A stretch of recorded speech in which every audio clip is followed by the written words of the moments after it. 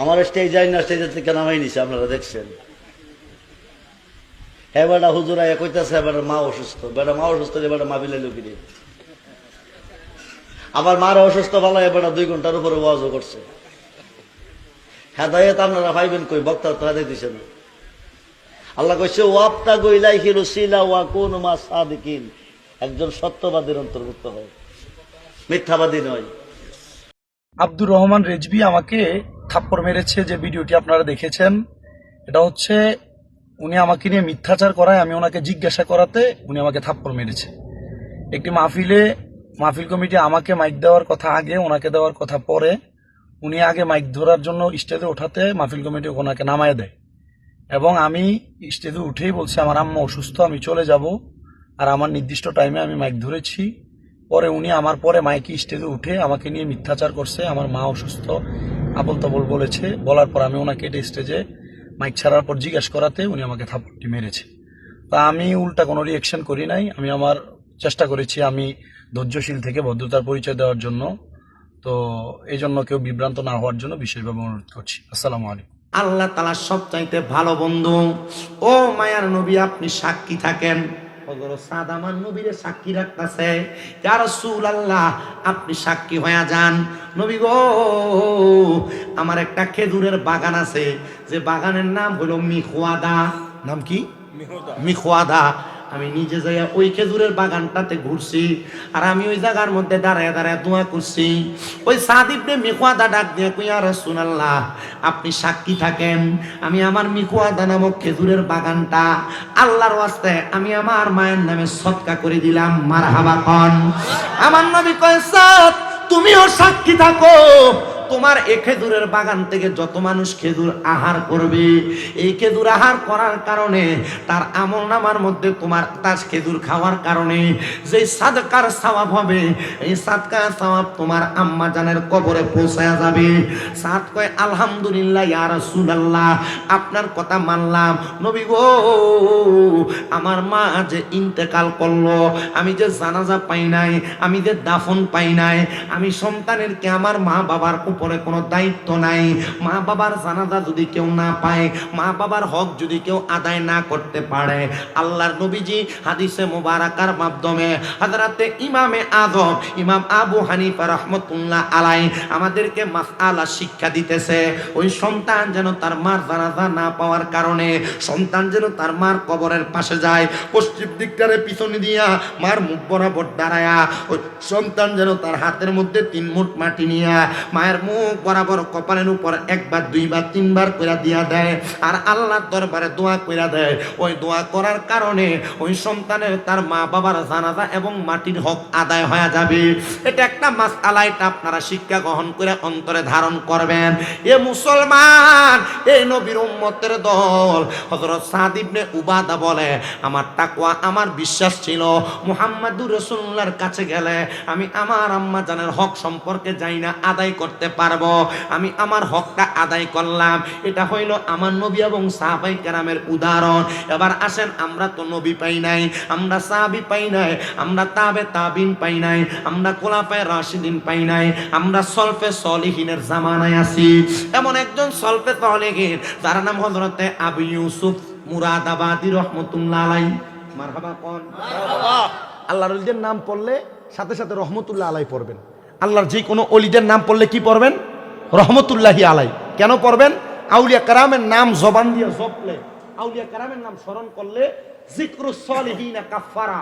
আউলিয়া কারামের নাম স্মরণ করলে, আউলিয়া কারামের নামের জিকির করলে, আউলিয়া কারামের নাম মুখ দিয়া বললে, আল্লাহ তাআলা তার ওই বান্দা যে বলে তার কোনো গুনাহ থাকলে এই আউলিয়া কারামের নাম মুখ দিয়ে বাইর করার কারণে না গুনাহ কাইটা দেয়। হ্যাঁ, আপনি কিল্লেগা গাউসে পাক করেন, আপনি কিল্লেগা খাজা গরিবে নামাজ করেন, আপনার বন্ড কয়, বেদাতি কয়, এ ব্যাকল মূর্খ, এটা বুঝে না বিধায় আমাদেরকে বন্ড আর বেদাতি। আল্লাহ নবীর কিঞ্চিত ছোট হাদিস যদি পড়ে কখনো বন্ড আর বেদাতি বলবে না। আউলিয়া কারামের নাম, গৌসে পাক আব্দুল কাদের জিলানীর নাম, হাজা গরিবে নওয়াজের নাম, বাহাউদ্দিন নকশবন্দির নাম, মুজাদ্দেদ আল ফেসানির নাম সহ পৃথিবীর ছোট একটা আল্লাহর কোন ওলির নামও যদি মুখ দিয়ে বলেন, আপনার গুনাহ মাফ হবে। এলাকায় অলি তোলার মুরিদ আছে না? এলাকায় শাহপুরের মুরিদ আছে না? এলাকায় মেজবান্ডারের মুরিদ আছে না? বিভিন্ন দরবারের মাশায়েখের মুরিদ আছেন। দরবারের পীর মাসে একটা তো বন্ডামি করে নাই, মুরিদ যদি মাথায় টুপি লাগায় বন্ডামি করে, এটা মুরিদের সমস্যা। ঠিক। রেজবি দরবার আছে না, অনেক দরবারে তো আছে। আমি আপনাদেরকে যেটা বলতেছিলাম, আউলিয়া কেরামের নামের একটা ফজিলত আছে, বরকত আছে, তাদের নাম নিলে পড়বেন রহমতুল্লাহ আলাই। তো জিনার কথা বলতেছি, তিনার নাম হলো হযরত আবু ইউসুফ মুরাদাবাদী রহমতুল্লাহ আলাই। যিনি মুসলমান ছিলেন না, বিধর্মী ছিলেন। আবু ইউসুফ মুরাদাবাদী বলেন, আমার কাজ ছিল আমার মুরাদাবাদ এলাকায়, আমি আমার বাদশাহীর কাজটা পরিচালনা করতাম, কিন্তু আমার এলাকার মানুষ আমার দিকে তাকায় থাকতো, আমি বিধর্মী হওয়ার কারণে। কি হওয়ার কারণে? বিধর্মী হওয়ার কারণে। হযরত আবু ইউসুফ মুরাদাবাদী বলেন, এ দুনিয়ার মানুষ, আমি আমার কর্মকাণ্ডগুলা সব সুন্দরভাবে করি। আমার এলাকার একজন ইমাম ছিলেন, আমার এলাকার একজন খতিব ছিলেন, যিনি ওনার সব কর্মকাণ্ডগুলা করতেন। ওই খতিব সাহেব ডাক দিয়ে কই, জগতের মানুষ, আমি আমার যে কাজ করতাম, মসজিদের মধ্যে খেতাবতের দায়িত্ব পালন করতাম। মসজিদে খেতাবতের দায়িত্বগুলা পালন করা অবস্থায় আমি আমার সংসার চালাইতে বড় কষ্ট হয়ে গেছিল। কি চালাইতে? সংসার চালাইতে বড় কষ্ট হয়ে গেছিল। হযরত আবু ইউসুফ মুরাদাবাদীর এলাকার ওই খতিব সাহেব ডাক দিয়ে বলে, আমার স্ত্রী একদিন রাত্রবেলা আমার হাতটার মধ্যে ধরে ডাক দিয়ে কই, স্বামী গো, জানি আপনি রাগ করবেন, তবে আমি আপনার কাছে একটা কথা বলি, আপনি যে চাকরিটা করেন, এই চাকরির টাকা দিয়ে তো আমাদের সংসার চলে না, ছোট বাচ্চাটারও দুধ ক্রয় করা যায় না। স্বামী গো, আপনি নতুন একটা চাকরির মধ্যে চলে যান, যেটার মধ্যে যাওয়ার কারণে আপনি একটু বেশি ইনকাম করবেন। দেখবেন অনেক মহিলা আছে যারা স্বামী যা কামাই করে তাতে সন্তুষ্ট না, এক তুলনা দেয়, তোমার লগের বাড়ির অমুক এত টাকা কামাই করে, তুমি কি করো? কয় না অনেক। মা বোনদের কাছে বলবো, আপনারা যারা আপনাদের স্বামীদেরকে এগুলা বলেন, আপনারা এমন কথা থেকে সাবধানে থাকবেন। এমন কথা বললে আল্লাহ রিজিক আরো কমায় দেয়, বাড়ায় দেয়। এজন্য আপনারা আল্লাহর প্রতি তাকওয়াবান হবেন, আল্লাহর প্রতি তাওয়াক্কুল ঠিক রাখবেন, দেখবেন আল্লাহ তাআলা অসংখ্য সম্পদ দান করবে। আর যদি সম্পদ নাও দান করে, যেটা দেয় এটাতে লাখ টাকার মালিকের থেকে বেশি শান্তি দান করবে। মহিলার কথা মোতাবেক ওই খতিব সাহেব বলেন, আমি আমার স্ত্রীকে বুঝ দেওয়ার জন্য আমি বললাম, ঠিক আছে, আমি ওই চাকরিটা ছেড়ে দিব। কিন্তু আমি চাকরি ছাড়ি নাই, কারণ আমি জানি আল্লাহ তাআলার অভিশাপ বড় মারাত্মক। আমি আল্লাহর প্রতি তাওয়াক্কুল রাখা আমার আল্লাহ তাআলার কাছে দোয়া করতে লাগলাম, আল্লাহ আপনি আমার এমন লজ্জা দিয়েন না, আমার স্ত্রীর কাছে আপনি শরম দিয়েন না। ইমাম সাহেব ডাক দিয়ে কয়, জগতের মানুষ, আমি আমার আল্লাহ তাআলার কাছে তাহাজ্জুদ পড়তে লাগলাম, নফল ইবাদত করে করে কান্না করতে লাগলাম, কিন্তু আমার সম্পদ বাড়ে না, আমার টাকা পয়সা ধন বাড়ে না। আমি প্রত্যেকদিন সকালে বের হয়ে রাত্র আসি, আমার স্ত্রী আমার ডাক দিয়ে কই, স্বামী গো, কই আপনি যে কাজে গেছেন, আপনি কি নতুন কাজের টাকা পান নাই? আমি আমার স্ত্রীকে বলি, স্ত্রী আমার টাকার বেতনটা একসাথে পাবো। একদিন, 2 দিন, 3 দিন করে 7 দিন হয়ে গেছে, আমার কোনো বেতন নাই।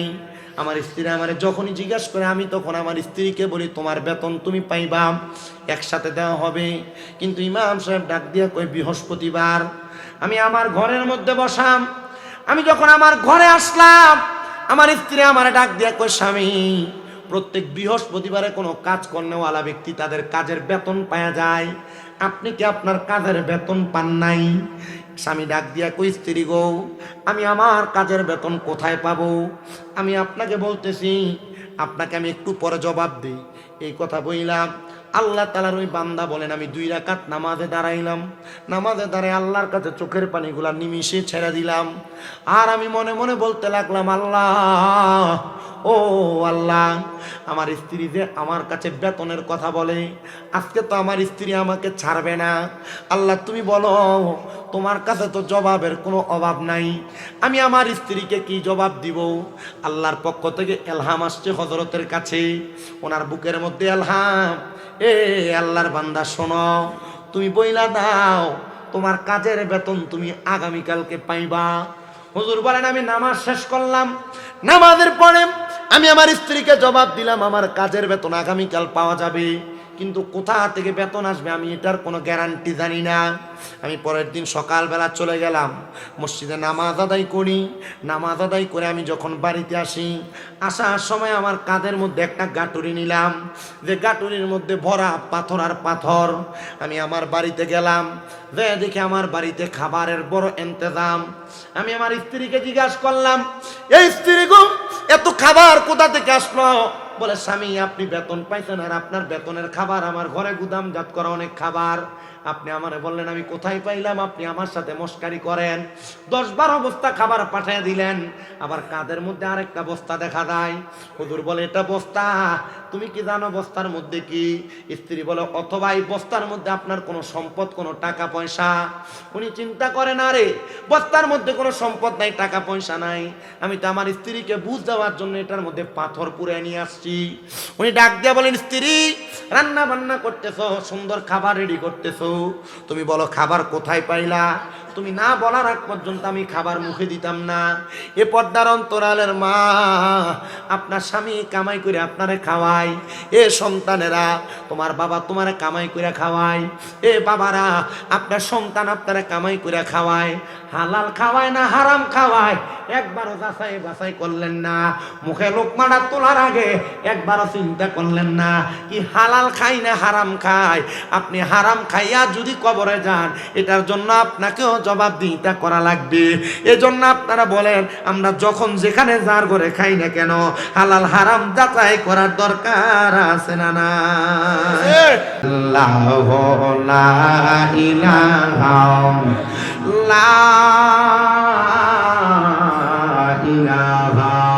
ইল্লাল্লাহু মুহাম্মাদুর রাসূলুল্লাহ সাল্লাল্লাহু আলাইহি ওয়াসাল্লাম।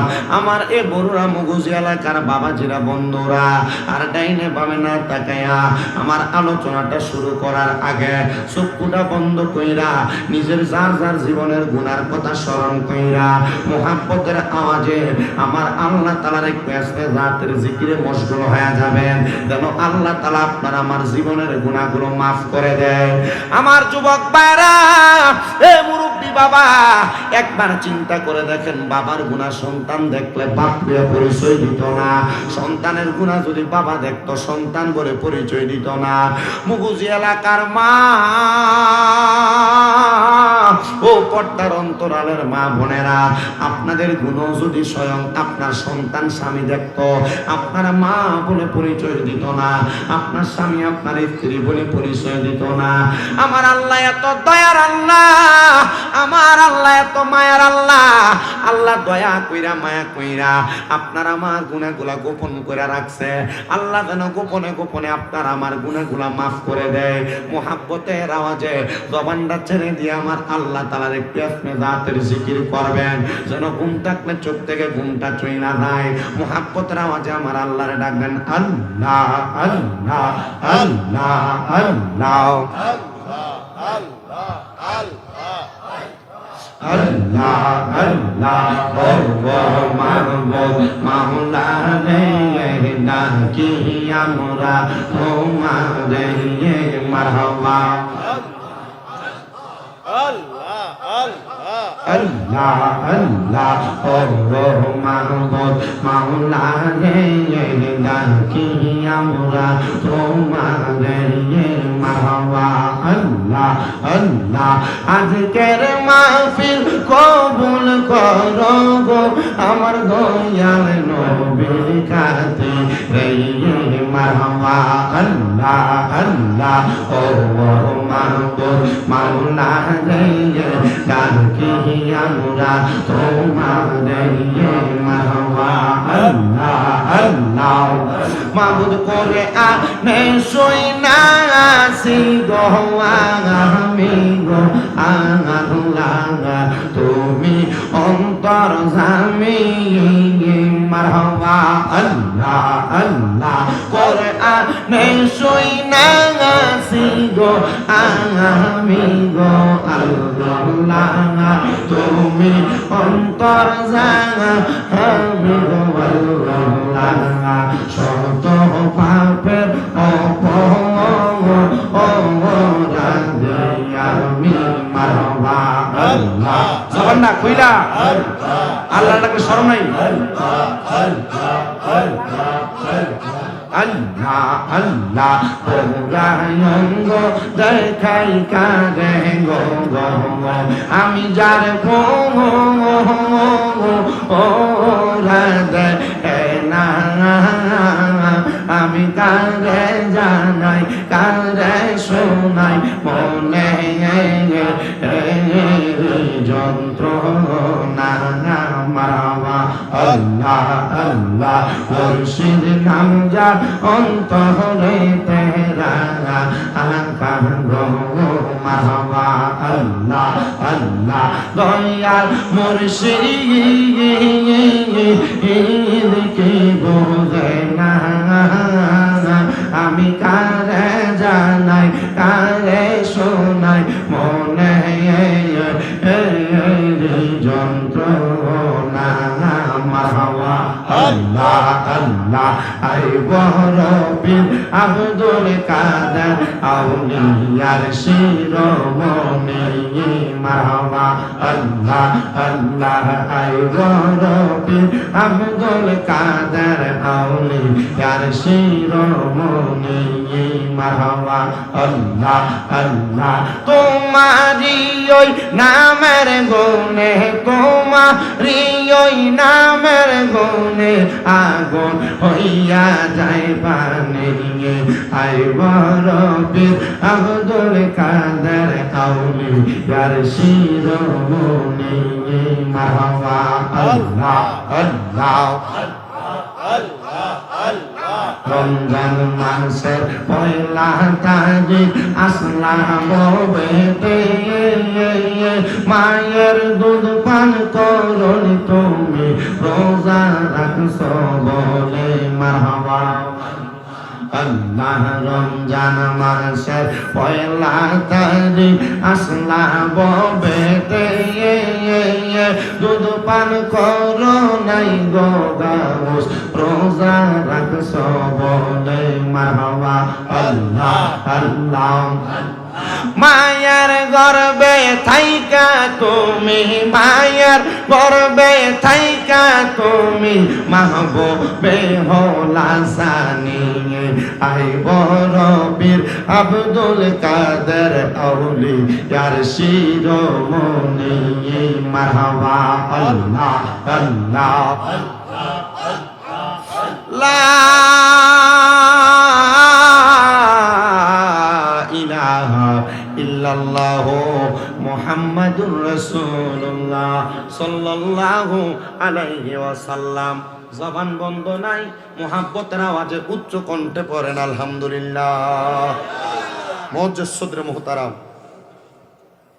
কুমিল্লা জেলার অন্তর্গত বরুড়া থানাধীন মুগুজি মধ্যমপাড়া ফুরকানিয়া মাদ্রাসা মাঠ প্রাঙ্গণে এলাকার কবরবাসীদের স্মরণে মগুজি মধ্যমপাড়া ফুরকানিয়া মাদ্রাসা ও প্রবাসীদের উদ্যোগে ৮০তম বাৎসরিক ওয়াজ ও দোয়ার মাহফিল সম্মানিত সভাপতি জনাব আব্দুল জব্বার মোল্লা সাহেব বারাকাল্লাহু ফি হায়াতি আল্লাহ ওনার হায়াতে বরকত দান করুন আমিন মাহফিলের বিশেষ করে বিশেষ বক্তা আমার ওস্তাদ সমতুল্য রাজামারা সিনিয়র মাদ্রাসার যিনি উস্তাদে মুহতারাম হযরত মাওলানা দেলওয়ার হোসেন আল কাদেরী সাহেব তকরির করেছেন বারাইপুর দাখিল মাদ্রাসার সাবেক সহ সুপার হাফেজ আব্দুল কুদ্দুস সাহেব আলোচনা করেছেন চকবাজার মদিনাতুল জামে মসজিদের খতিব হাফেজ রেদওয়ান আহমেদ আত তাহিরি আপনাদের এলাকার সন্তান তকরির করেছেন হযরত মাওলানা জসিমউদ্দিন সাহেব হাফেজ জাহিদুল ইসলাম সাহেব সহ আমার ডাইনে বামের সামনে বসে থাকা আলেম সমাজ দাড়ি পাকা মুরব্বী বাবা যুবক নওজোয়ান ভাই ছোট ছোট মাসুম বাচ্চা পর্দার অন্তরালে আছেন আমার অবলা সরলা মা বোনেরা সবাই মহান মনিবের প্রশংসা করে একটু জবান খুলে জোশে গোশে উচ্চ কণ্ঠে করি আলহামদুলিল্লাহ আলহামদুলিল্লাহ মাহফিলটা ৮০তম মাহফিল কয়তম ৮০তম মানে আমার বাপের বয়সের চাইতে বেশি আলহামদুলিল্লাহ জোরে কন আলহামদুলিল্লাহ এর ভিতরে শামীম রেজাই সাইরিবা যতবার পর্যন্ত আসছি চেষ্টা করেছি আমি আপনাদেরকে কোরআন হাদিস থেকে ইসলামের মৌলিক যে কোনো একটা বিষয় তার মাঝে পারিপার্শ্বিক অনেকগুলা বিষয় কথা বলে আপনাদেরকে হেদায়াতের পথে আহ্বান করার জন্য। মুগুজি এলাকার মোটামুটি আমি হিসাব করে দেখলাম যে যতগুলা মাহফিলে আসছি, আমার মনে হয় যে এর মধ্যে কিঞ্চিত কয়েকটা মাহফিল ছাড়া সবগুলা মাহফিলে আমি আসছি। বরুড়া থানায় এক সিজনে 68টা, এক সিজনে 28টা, এক সিজনে দিতাম না কইছি 26টা, এই বছর দেই না মনে হয় 10-12টা দেওয়া আছে। আজকের কালে মনে হয় 3 না 4 নম্বর চলে, আর অল্প কয়েকটা মাহফিল বাকি বরুড়া এবং চান্দিনা থানা। তবে আমি আমার যারা শ্রোতা আমার এবারেও যে ঘরে কই আছে যে হুজুর ইউটিউবে যে সুন্দর ওয়াজ করেন, আমরা এলাকা তাইলেও করেন, কিন্তু ওয়াজ অনেক রকমের ওয়াজ হয় তো, মোটামুটি ওয়াজ সবাই যতটুক বোঝে, তবে আর একটু ভালো করে কইরা দিলে আমরা আরো খুশি হব। আমি আজকে এই জন্য বেশি আয়াত, তোমাদের কি ইকু আছে নাকি একটু কমাই নাও, বেশি আয়াত বেশি হাদিস নেই না, আমি একটা আয়াত নিছি সূরা হাসরের। এই আয়াত থেকে আমি চেষ্টা করব আপনাদেরকে এই একটা বিষয়ে আলোচনা করে দিয়ে যাইতে। কেন? এই যে দেখলেন গত পরশুদিন এত বিশাল একটা ভূমিকম্প আসলো, আমরা মাঝে কি ডর আছে? আছে। আচ্ছা, দেখেন ডর আছে কথা সত্য। আচ্ছা, এই গত পরশুদিন গেল, তাহলে আজকে 21 তারিখ, 21 তারিখ ভূমিকম্প আসার পরে এলাকার সুদখুররা সুদখানা কি বন্ধ হয়েছে? আচ্ছা, 21 তারিখ এত বড় ভূমিকম্প, 5.5 মেগাবাইট ভূমিকম্প হওয়ার পর এলাকার মৃত্যুকরার মিছা কথা কি কমছে?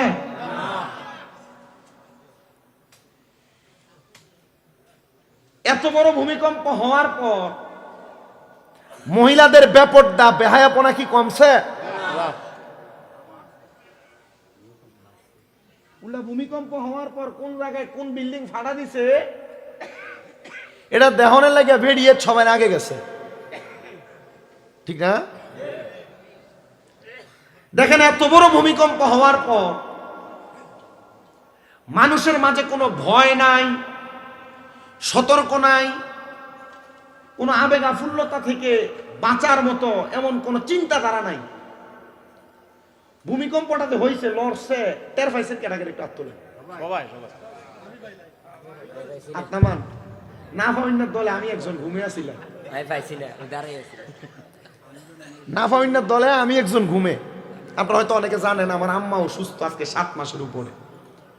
আমার আম্মা এই টাইমে আমার কল দিছে জুমার দিন না, তা আমি শ্রীমঙ্গল আমার মসজিদে একজনের জুমার দায়িত্ব দিয়ে আমি চলে গেছিলাম মাহফিল। তো আমার আম্মা ফোন দিয়ে কি রে ভূমিকম্প হয়েছে, তুই টের পাইছিস নি? আমি কখন ঘুমে তুলছি, তুমি কখনো বুঝছি আমারা বলতেছে তো ওই ওয়াশরুম করার জন্য যে হাইকমোটাস চেয়ার আছে না, এগুলোতে বৈশা করে। আমি এটা তো বসা ছিলাম, তো আমার মনে হয়েছে এটা থেকে ফালাই দিচ্ছে। আমার আম্মা বলতেছে আমি আপনার দোয়া করলে আমার আম্মা তাড়াতাড়ি সুস্থ হবে। 6 মাস 7 মাসে PLID অপারেশন হয়েছিল, হওয়ার কারণে এখন হাঁটতে পারে না, ওই যে স্ট্যান্ডে ধরে ধরে হাঁটে। তো এটা আল্লাহ তাআলার একটা ফয়সালা। আমার এক ভক্ত নরসিংদী বাড়ি মহিলা, ওনার 3টা ছেলে মেয়ে আমার মাদ্রাসায় পড়ে, উনি আমার আম্মার আজকে 7 মাসের মতো এইটার খেদমত করতেছে। বরুড়ারও একটা মহিলা যায়, হোমনারও যায়, এরা আমার আম্মার খেদমত করে। আপনার দোয়ায় আমার মনে হয় গত 1 বছর আপনাদের এখান থেকে যাওয়ার পর আমার সারা বাংলাদেশে যথেষ্ট পরিমাণ ভক্ত তৈরি হয়েছে, যারা আমার বাড়িতে আসা যাওয়া করে, আমার আম্মারে দেখাশোনা করে।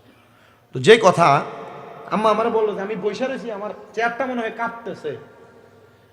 তো আমার আইসা উনি যিনি আম্মার খেদমত করে, উনি আইসা ধরছে আর চিকুট দিতেছে।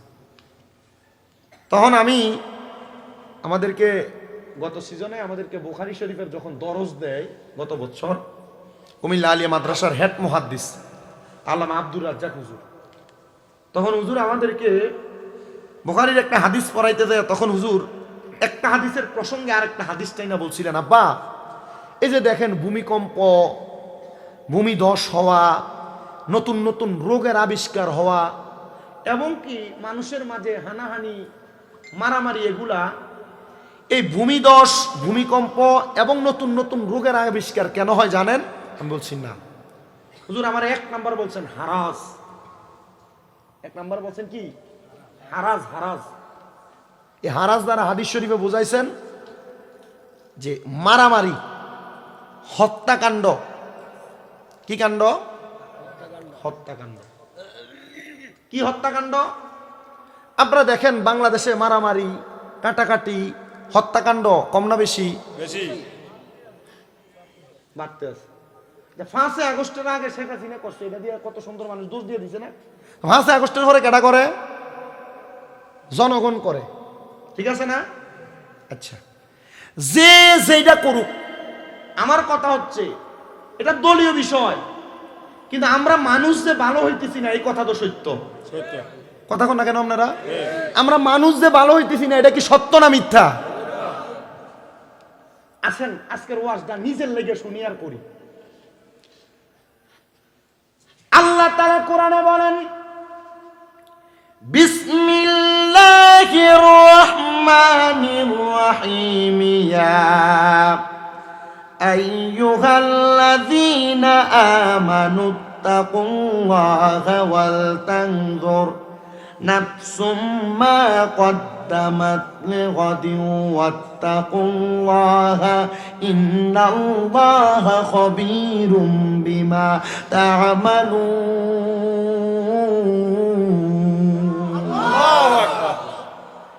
আল্লাহ তাআলা দুনিয়ার কোন সাধারণ কোন বান্দাদেরকে ডাক দেন না, আমার আল্লাহ তাআলা ডাক দেন ঈমানদারদেরকে।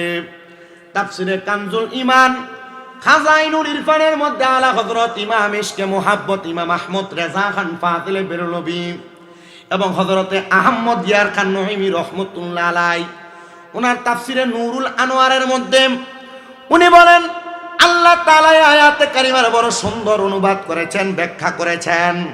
মুফাসসিরে কেরাম বলতেছেন, হে ঈমানদাররা, তোমরা আল্লাহকে ভয় করো এবং তোমাদের প্রত্যেকের দেখা উচিত, তাকানো উচিত তোমাদের আগামীকালের জন্য সে কি আগে প্রেরণ করেছে। আল্লাহ আবার বলেন, তোমরা আমি আল্লাহকে ভয় করো, নিশ্চয় আল্লাহ তোমাদের সকল কাজ সম্পর্কে অবহিত। আসেন এই আয়াতে কারিমার তাফসীর করেছেন আল্লামা জালালউদ্দিন সুয়ুতী এবং জালালউদ্দিন মুহল্লি, দুইজন। এই দুইজন তাফসীর কারক তাফসীরে জালালাইন শরীফের মধ্যে বলতেছেন, দুনিয়ার ইমানদার যারা, তাদেরকে আমার আল্লাহ তাআলা আল্লাহকে ভয় করার কথা বলেছেন। কারণ আমাদের মাঝে খোদাভীতি তাকওয়া না থাকার কারণে আমরা দুনিয়া এবং আখিরাতের কথা ভুলে যাচ্ছি। আল্লাহ তাআলা এই আয়াতে কারিমার মধ্যে দিয়ে বুঝিয়ে দিচ্ছেন, বান্দারা, ওয়াল তানজুর নাফসুম মা কদ্দামাত লিগাদিন ওয়াত্তাকুল্লাহ, তোমরা তোমাদের পূর্ববর্তীদের দিকে তাকাও। তোমাদের পূর্ববর্তী যারা তোমাদের বাবা ছিল, তোমাদের দাদা ছিল, তোমাদের আত্মীয় স্বজন বড় বাবা ছিল, তারা কেমন ইবাদত করেছে আর তোমরা কেমন ইবাদত করো। আমাদের পূর্ববর্তী যারা আমাদের পূর্বপুরুষ ছিল, তারা এমন ভাবে ইবাদত করেছে, না ছিল তাদের খাবারের মধ্যে হারাম, না ছিল তাদের মুখের কথার মধ্যে বাজে কথা, না ছিল তাদের চলার পথে কোনো ফায়সা চলাফেরা। ইয়া রাসূলুল্লাহ, ইয়া হাবিবাল্লাহ, নবীজি আপনি বলেন না তাহলে আমরা কেমন ভাবে চলবো? আল্লাহর নবীজি তিরমিজি শরীফের হাদিসের মাধ্যমে জানিয়ে দেন, উম্মতের দলেরা, দুনিয়ার জমিনের মধ্যে থাকা অবস্থায় তোমরা এমন একটা সুরত, এমন একটা লেবাস ধারণ করো, যে লেবাসটার নাম হলো জান্নাতি লেবাস। এবার আপনারা বলেন, আমরা সবাই জান্নাতি সুরত এবং লেবাস নেওয়ার দরকার আছে না নাই? সংসারের মায়ায় পইরা, ব্যতিব্যস্ততায় পইরা, টাকা পয়সা ধন দৌলতের মায়ার মধ্যে পইরা আমরা কিন্তু জান্নাতি লেবাস নিতে চাই না। এই জন্য আশেক শুনে শুনে লিখতেছে, আরে সংসারেরই মা আয় আয় পইরা গো, ডাকলাম না মাওলা রে,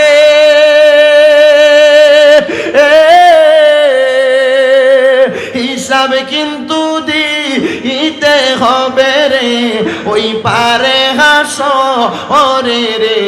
বলেন ওরে জীবন গুনাই গুনাই গেল রে, বলেন সংসার সংসার কো ওইরা ববে গো, করলাম না বন্দিগি,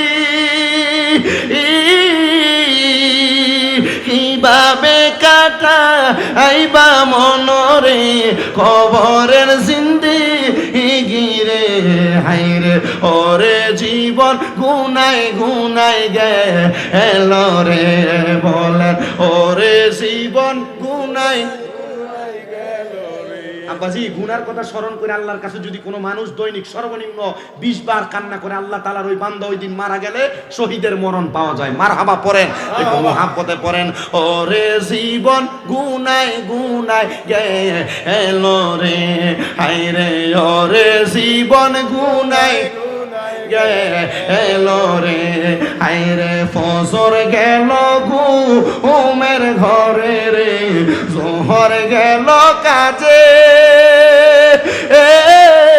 মাগরিব গেল এলাই ধুলাই আসরে সাগ মাগরি পেশা ঘুমেরে হায়রে ওরে জীবন গুনায় গুনায় গেল রে বলেন সংসার সংসার কো ওইরা ববে গো ডাকলাম না মাওলা রে হিসাব কিন্তু দিতে হবে রে ওই পারে হাসরে রে বলেন ওরে জীবন গুনায় গেল রে বলেন ওরে জীবন গেল রে বাড়ির পাশে পুকুর পারে গো বাড়বি সুখের গো ভাইও নাই তোর বা আন্দব নাই রে কে লইবে খবর রে হায়রে ওরে জীবন গুনাই গুনাই গেল রে বলেন ওরে জীবন গেল রে একটা জবানও বন্ধ রাখবেন না। আপনারা বলেন মরণ কথাটা সত্য না মিথ্যা? এ মুগুজির বাবা, এই জন্য আমি আপনাদেরকে বললাম আপনারা আপনাদের পূর্ববর্তীদের দিয়ে তাকাইবেন। আপনাদের পূর্ববর্তী নাকি ভালো কাজ করেছে নাকি খারাপ কাজ করেছে, আপনার বাবা ভালো কাজ করেছে না খারাপ কাজ করেছে, আপনার দাদা ভালো কাজ করেছে না খারাপ কাজ করেছে। আপনার বাবা দাদার ভালো কাজের বিনিময় তারা জান্নাত পেয়ে যাবে, তাদের খারাপ কাজের বিনিময় তারা নাজাত পাবে না। আল্লাহ তাআলা কোরআনুল কারীমের মধ্যে ঘোষণা করে বান্দা ইন্নাল্লাযীনা কাফারু মিন আহলিল কিতাবি ওয়াল মুশরিকিনা ফি নারি জাহান্নামা খালিদিনা ফিহা উলাইকা হুম খাশারুল বারিয়া। আল্লাহ কয় বান্দা ও বান্দা নিশ্চয় যারা কুফরি করে, ও বন্ধু কুফরি কারা কারা করে? কুফরির একটু সংজ্ঞাটা জানেন বাবা? কুফরি হলো আল্লাহ ছাড়া কাউকে সেজদা দেওয়া, কুফরি হলো আল্লাহ ছাড়া কারোর কাছে কোনো কিছু চাওয়া, কুফরি হলো আল্লাহর কোরআন যা বলে তার অনাকাঙ্ক্ষিত ভাবে তার পরিপ্রেক্ষিতে কাজ করা। আল্লাহ কয় বান্দা নামাজ চাইরো না, আল্লাহ কয় বান্দা রোজা চাইরো না, আল্লাহ কয় বান্দা দান সদকা বন্ধ কইরো না, আল্লাহ কয় বান্দা বেপরদা চইরো না, আল্লাহ কয় বান্দা পরের হক খায়ও না, আল্লাহ কয় বান্দা গুনার দিকে পা বাড়ায়ও না। তুমি বান্দা বারবার গুনার দিকে পা বাড়াও, তুমি বান্দা বারবার ইবাদত থেকে দূরে সরে যাও। আল্লাহ কয় বান্দা এমন কুফরি যারা করে তাদের ঠিকানা হলো জাহান্নাম জাহান্নাম জাহান্নাম। ও আল্লাহ গো, আর কারা কারা জাহান্নামে যাবে আপনি একবার আমাদেরকে জানিয়ে দেন না। এ মুগুজি এলাকার পর্দার অন্তরালের মা,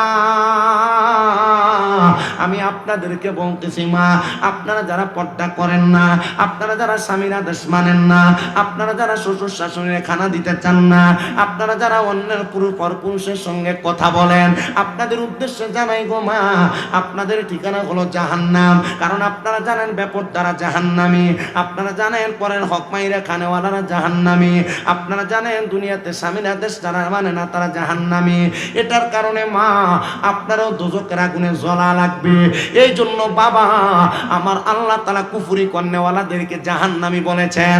আল্লাহ গো, আর কারা কারা জাহান্নামে যাবে আমার আল্লাহ কই এরপরে হইল যারা আহলে কোরআন, যারা আহলে কোরআন তারা হলো জাহান্নামী। ও আল্লাহ, আহলে কোরআন কারা তাদের পরিচয় কি?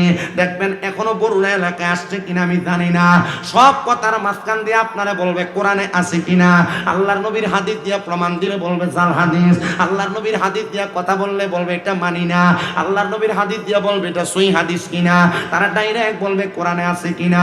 আল্লাহর নবী কয় যারা আহলে কোরআনের অন্তর্ভুক্ত, যারা শুধু কোরআন মানে, হাদিস মানে না, ইজমা মানে না, কিয়াস মানে না, এদের ব্যাপারে আমার আল্লাহ তাআলা সূরা হাশরের আয়াতে কারিমার আল্লাহ তাআলা সূরা বাইয়িনার শেষের 3 নাম্বার আয়াতের দিকে কত সুন্দর করে বলে দিয়েছেন, যারা আহলে কিতাব, যারা শুধু কোরআনে আছে কিনা তালাশ করে, হাদিস ইজমা কিয়াস মানে না, আল্লাহ তাআলা তাদেরকে জাহান্নামী বলেছেন।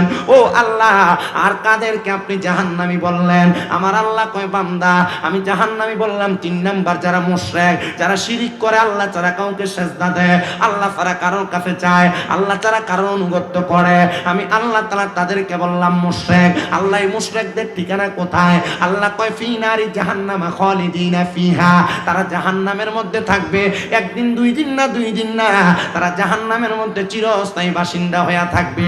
এবার আপনারা বলেন আমরা কি জান্নাত চাই না জাহান্নাম চাই? অবশ্যই আমরা জান্নাত চাই, কিন্তু সবাই কয় না। কারা কারা জান্নাত চাই ডান হাত তুলে আমার আল্লাহরে দেখায়। আল্লাহ কবুল করেন, জোরে কোন আমিন। মুহাব্বতে একটা তাকবীর দিতে হবে, নারায়ে তাকবীর। আল্লাহু আকবার। বিরিয়ানি খাওয়াই না মানুষ সব ডি লাগবো। আমি দেখছি ফোলাফাইনি যে পরিমাণ ফোটলা করছে এটি খাওয়াই না মানুষও নাইছে না। আর আমি এটাও জানি মুগুজির মাহফিলের ভিতরে ইয়ানাবি কইয়া দাঁড়াইলে প্যান্ডেলে জায়গা থাকে না। এখনো যে মাশাআল্লাহ আপনারা রেডি আইছেন, এডি থাকলে তো মোটামুটি আর লাগে নাকি আমরা তাকবীরটা একটু জোরে দেওয়া লাগবো, কারণ জিয়া জামাইরে দাওয়াত দিছে দেশি মুরগাটা খাওয়াইয়া, বাবা ঠান্ডা লাগে যাওয়ানোর দরকার নাই, ফোটলা যেটা হাদিয়ে দিছে এটা বাইর চলে যাবো, তুমি একটু ঘুমিয়ে থাও, একটু মুহাব্বতে তাকবীর দিয়া কইবেন। আপনারা ঘরে থাকেন নাইলেও অসুবিধা নাই, হাতটা সোজা করে মুহাব্বতে একটা তাকবীর দেওয়া লাগবে, নারায়ে তাকবীর, আল্লাহু আকবার। নারায়ে রিসালাত, ইয়া রাসূলুল্লাহ। যারা যারা জোরে দেয় লগেরটা জোরে দেয় না, একটা চিন্তা করতেছে ইয়া এ হ্যাঁ তো দিতে আছে জোরে, আমি তো অনেক দরকার কি বাসার গোসলের মতো হইব, বলছে দুধ লই আইতো সবাই রে, তো সবাই চিন্তা করছে হ্যাঁ তো লই দেবো সবাই দুধ, আমি একটু পানি নিলে কিচ্ছু হইতো না, এই চিন্তা করে সব পানি লই আইছে। তো তাকবীর যে আপনি জোরে দেন না একজন, আপনার লেগে দেন আস্তে আস্তে সবাই দেন একটু মুহাব্বতে, নারায়ে তাকবীর, আল্লাহু আকবার, নারায়ে রিসালাত, ইয়া রাসূলুল্লাহ, নারায়ে গাউসিয়া, ইয়া রাব্বুল আযম, নারায়ে পাক পাঞ্জাতন, জিন্দাবাদ জিন্দাবাদ, মুগুজি মধ্যমপাড়া ফুরকানিয়া মাদ্রাসার মাহফিল, জিন্দাবাদ জিন্দাবাদ, জোরে কন্না মারহাবা, না চাই না জাহান্নাম, জান্নাত। ও আল্লাহ, আপনি আয়াতে যাদের কথা বললেন তারা কেমন মানুষ? যারা কুফরি করে, যারা আহলে কিতাবের অন্তর্ভুক্ত, যারা মুশরিক, যারা শিরিক করে, আল্লাহ তারা কেমন মানুষ? আল্লাহ কই উলাইকা হুম শাররুল বারিয়া, এরা কি বালা না খারাপ? ওই এরা সব চাইতে বাজে মানুষ, এরা চাইতে বাজে মানুষ আর দুনিয়াতে নাই। এ মুসলমান ইমানদার, আমি আমার আলোচনা আপনাদেরকে বোঝাইতে যায় শুধু আয়াতটা টাইনা আনলাম, কিন্তু আমার আল্লাহর কাছে জিজ্ঞান না ও গো আল্লাহ, এবার আপনি আমরারে কন্যা উলাইকা হুম খায়রুল বারিয়া কারা? বালা মানুষটা কেডা? আপনি আমরারে চিনিয়ে দেন।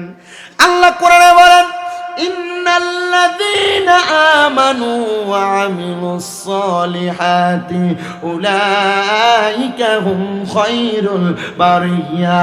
জবান খুলে উচ্চ কণ্ঠে জোরে জোরে কোন আল্লাহু আকবার। মুসলমান ইমানদার ও নবীর উম্মতের দলেরা, আল্লাহর কাছে বালা মানুষ হলো 2 প্রকারের মানুষ, যারা নেক আমল করে, যারা ঈমান আনে, যারা নামাজ না পড়েও কয় ঈমানদার, এটার কোনো দাম নাই, যারা ঈমান আনছে কয় নামাজ পড়া লাগতো না, এটারও কোনো আল্লাহর কাছে দাম নাই। ঈমান আর আমল মা বাইনাল ফারকুল ঈমান ওয়াল ইসলাম আমাল, ঈমান এবং আমলের পার্থক্য হইল একটা মানুষের পেট আর পিঠের মতো, পেটের মধ্য থেকে পিঠটারে যদি কাইটা আলাদা করা লাগে তাইলে পেট ছাড়া পিঠ বাঁচবে না, পিঠ ছাড়া পেট বাঁচবে না। ঈমান ছাড়া আমলের দাম নাই, আমল ছাড়া ঈমানের দামটা নাই। মায়ার নবী গো, আমরা ঈমানদার কেমনে বুঝতাম? বলে তোমাদের ধৈর্যের দ্বারা, তোমাদের তাকওয়ার দ্বারা। ও মায়ার নবী, ধৈর্য আর তাকওয়া দিয়ে কেমনে ঈমান পরীক্ষা করে? বলে তোমার বিপদের সময় আল্লাহর প্রতি বিশ্বাস রাখা, আল্লাহর প্রতি ঈমান রাখা, এটার নাম হলো তোমার আল্লাহর প্রতি তাকওয়া, আল্লাহর প্রতি ভয়, আল্লাহর প্রতি খোদাভীতি। আর তুমি খোদাভীতি রাইখা হারাম কাজের দিকে হাত না বাড়ানোর কারণে তখন তোমার হবে ধৈর্য ধারণ করা। তোমার সামনে সুযোগ আছে গুনাহ করার, কিন্তু তুমি গুনাহ করো না। তোমার সামনে সুযোগ আছে পরের হক মাইরা খাওয়ার, কিন্তু পরের হক মাইরা খাও না। এটার কারণে তুমি আমার আল্লাহর কাছে ধৈর্যশীল হইবা, আল্লাহর কাছে ঈমান আর আমলওয়ালা হইবা। ইয়া রাসূলুল্লাহ, আল্লাহু আকবার কি আসতে হইব না জোর হইব? ইয়া রাসূলুল্লাহ, নবী গো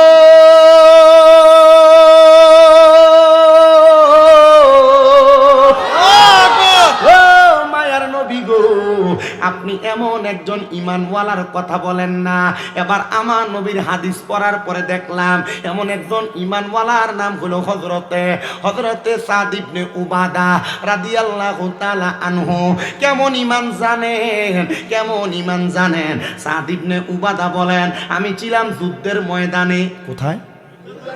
আমি ছিলাম যুদ্ধের ময়দানে, যুদ্ধের মধ্যে ব্যস্ত। যুদ্ধের ময়দানে যাইয়া অসুস্থ হওয়ার কারণে ওই যুদ্ধের ময়দানে আনসারি মহিলারা আমি সাদের বড় আনন্দ দিয়া আমার শরীর তারা সুন্দর কইরা তারা সুন্দরভাবে সুস্থ করানোর জন্য চেষ্টা করলো। আমার শরীরটা যখন সুস্থ হয়েছে আমি সাদ যুদ্ধ করে বাড়িতে আগমন করলাম। আমি বাড়িতে আইসা দেখি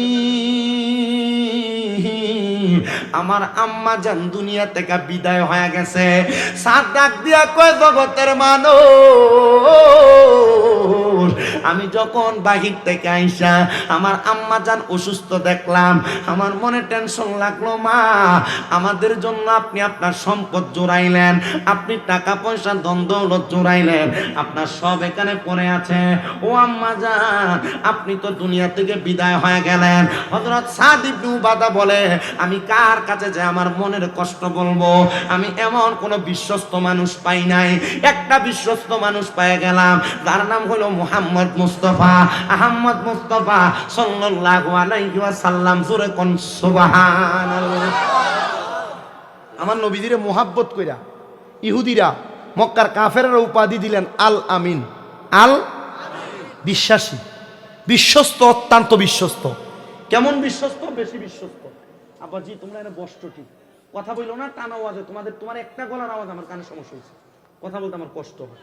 গতকালকে যেখানে মাহফিলে গেছি, গাড়ি রাইখা ড্রাইভার সাহেব ওইখানে শোয়া দিয়া সিএনজি দিয়া নিয়ে গেছে 17 মিনিট।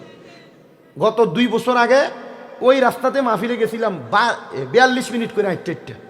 কয় মিনিট করে? 42 মিনিট করে হাইটে গেছিলাম। এরপর থেকে ওইখানে দ্বিতীয়বার এখানে ধরে উদ্বোস করছিলাম 3 বার, আর জীবন আইতাম না এলাকা। এরপরে আমার এক ভাই আবু আহমদ ভাই সুন্নিয়তের অনেক খেদমত করে, উনি আমার কাছে, ভাই আমরা একটা দক্ষিণাডি, আপনি একটু আইয়েন, আমরা সিএনজি দিয়ে নেওয়ার একটা ব্যবস্থা করে সিস্টেম কইরা সুন্দর নিচে মাইকও দিছে, সুন্দর ওয়াজ কইরা আসতে বাড়িতে আসি। একটু রেস্ট করতে কষ্ট হয়েছে, 3 দিন একটানা ছিলাম ওইদিকে ওয়াজ কইরা। আমি আজকে আপনাদের এখানে যে আসছি, তবুও কষ্ট যাক, মোটামুটি আজকের খানাটা বালা খানা হয়েছে। ওই আমরা আব্দুল গনি ইসমাইল তারা ভাই মুগুজি কি ফারানে তোর একটা তার আম্মা সিয়াস আনছে, সিয়াস নি কস্তরা সিয়াস দিয়া রুডি দিয়া দুমসে খাওয়াইছে। হ্যাঁ, ফুল বালা করে খাওয়াইছে। তো মোটামুটি এবিডি আবার আমার আম্মার মতে মহাব্বত করে, আদর যত্ন করে। তো খাওয়াইছে, খাইয়া আমি আপনার এখানে বসছি। আমি বুঝতেছি যে আমি ওয়াজটা ভালোভাবে করতে পারবো। আর আপনারা যেভাবে বসছেন আসছেন, এই আশা বসাটাও যেন আল্লাহ তাআলা আমার কথাটা ওয়াজটা একটু ভালো করে বাইর করে। ওয়াজ হবে একটু জটিল, আপনারা যদি কষ্ট করে বসেন ওয়াজটা আমি ডাইরেক্ট করতে রাজি আছি। রাজি আছেন? আমার ওয়াজের বিষয় হলো তাকওয়া, আল্লাহর প্রতি ভয় বিশ্বাস। আল্লাহর প্রতি ভয় বিশ্বাস এবং তাকওয়া যদি ধৈর্য ধারণ থাকে, তাহলে আল্লাহ তাআলা ওই বান্দার যে কোনো না কোনো ভাবে তার সব সমস্যার সমাধান করবে একজন আল্লাহ। কেউ কিপটামি করে আল্লাহ, আরো জোরে কোন কে? আল্লাহ। হযরত সাদ ইবনে উবাদা বলেন, আমার বিশ্বস্ত মানুষ আমি আর কাউরে পাই নাই, একজনরে পাইলাম, তিনি আমার নবী, আপনার নবী মুহাম্মাদুর সাল্লাল্লাহু আলাইহি ওয়াসাল্লাম। সাদ ইবনে উবাদা বলে, আমি আমার নবীজির দরবারে গেলাম। নবীজির দরবারে ডাক দিয়ে বললাম, ইয়া রাসূলুল্লাহ, নবী গো, আপনার কাছে আমি জানতে চাই, আমার মা ইন্তেকাল করছে, নবী গো, আমি আমার আম্মা জানের জানাজা পাই নাই। কলিজাত কষ্ট কম না বেশি? ইয়া রাসূলুল্লাহ, নবী আপনি বলেন না গো, আমি যে আমার মার জানাজা পাই নাই, আমার মায়ের অনেক সম্পদ, অনেক টাকা পয়সা, আমি আমার মায়ের এই সম্পদগুলা কি করব, আর করলে আমার মার লাভ কি হইব?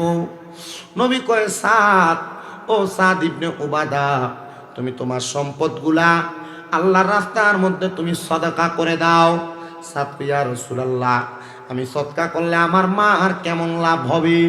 নবী কয় সাদ, আমার আল্লাহ তাআলা বলেছেন আস-সাখী হাবিবুল্লাহ, যারা আল্লাহর রাস্তায় দান এবং সদকা করে এরা হইল আমার আল্লাহ তাআলার সবচাইতে ভালো বন্ধু। ও মায়ার নবী, আপনি সাক্ষী থাকেন। হযরত সাদ আমার নবীরে সাক্ষী রাখতেছে, ইয়া রাসূলুল্লাহ আপনি সাক্ষী হয়ে যান। নবী গো, আমার একটা খেজুরের বাগান আছে, যে বাগানের নাম হলো মিখওয়াদা। নাম কি? মিখওয়াদা। আমি নিজে যাইয়া ওই খেজুরের বাগানটাতে ঘুরছি, আর আমি ওই জায়গার মধ্যে দাঁড়ায় দাঁড়ায় দোয়া করছি। ওই সাদ ইবনে মিখওয়াদা ডাক দিয়ে কই, ইয়া রাসূলুল্লাহ আপনি সাক্ষী থাকেন, আমি আমার মিখওয়াদা নামক খেজুরের বাগানটা আল্লাহর ওয়াস্তে আমি আমার মায়ের নামে সদকা করে দিলাম। মারহাবা কন। আমার নবী কয় সাদ, তুমিও সাক্ষী থাকো, তোমার এই খেজুরের বাগান থেকে যত মানুষ খেজুর আহার করবে, এই খেজুর আহার করার কারণে তার আমলনামার মধ্যে তোমার তার খেজুর খাওয়ার কারণে যে সাদকার সওয়াব হবে, এই সাদকার সওয়াব তোমার আম্মা জানের কবরে পৌঁছায়া যাবে। সাদ কয় আলহামদুলিল্লাহ ইয়া রাসূলুল্লাহ, আপনার কথা মানলাম। নবী গো, আমার মা যে ইন্তেকাল করলো, আমি যে জানাজা পাই নাই, আমি যে দাফন পাই নাই, আমি সন্তানের কি আমার মা বাবার উপরে কোনো দায়িত্ব নাই? মা বাবার জানাজা যদি কেউ না পায়, মা বাবার হক যদি কেউ আদায় না করতে পারে, আল্লাহর নবীজি হাদিসে মুবারাকার মাধ্যমে হযরতে ইমামে আযম ইমাম আবু হানিফা রাহমাতুল্লাহ আলাইহি আমাদেরকে মাসআলা শিক্ষা দিতেছে।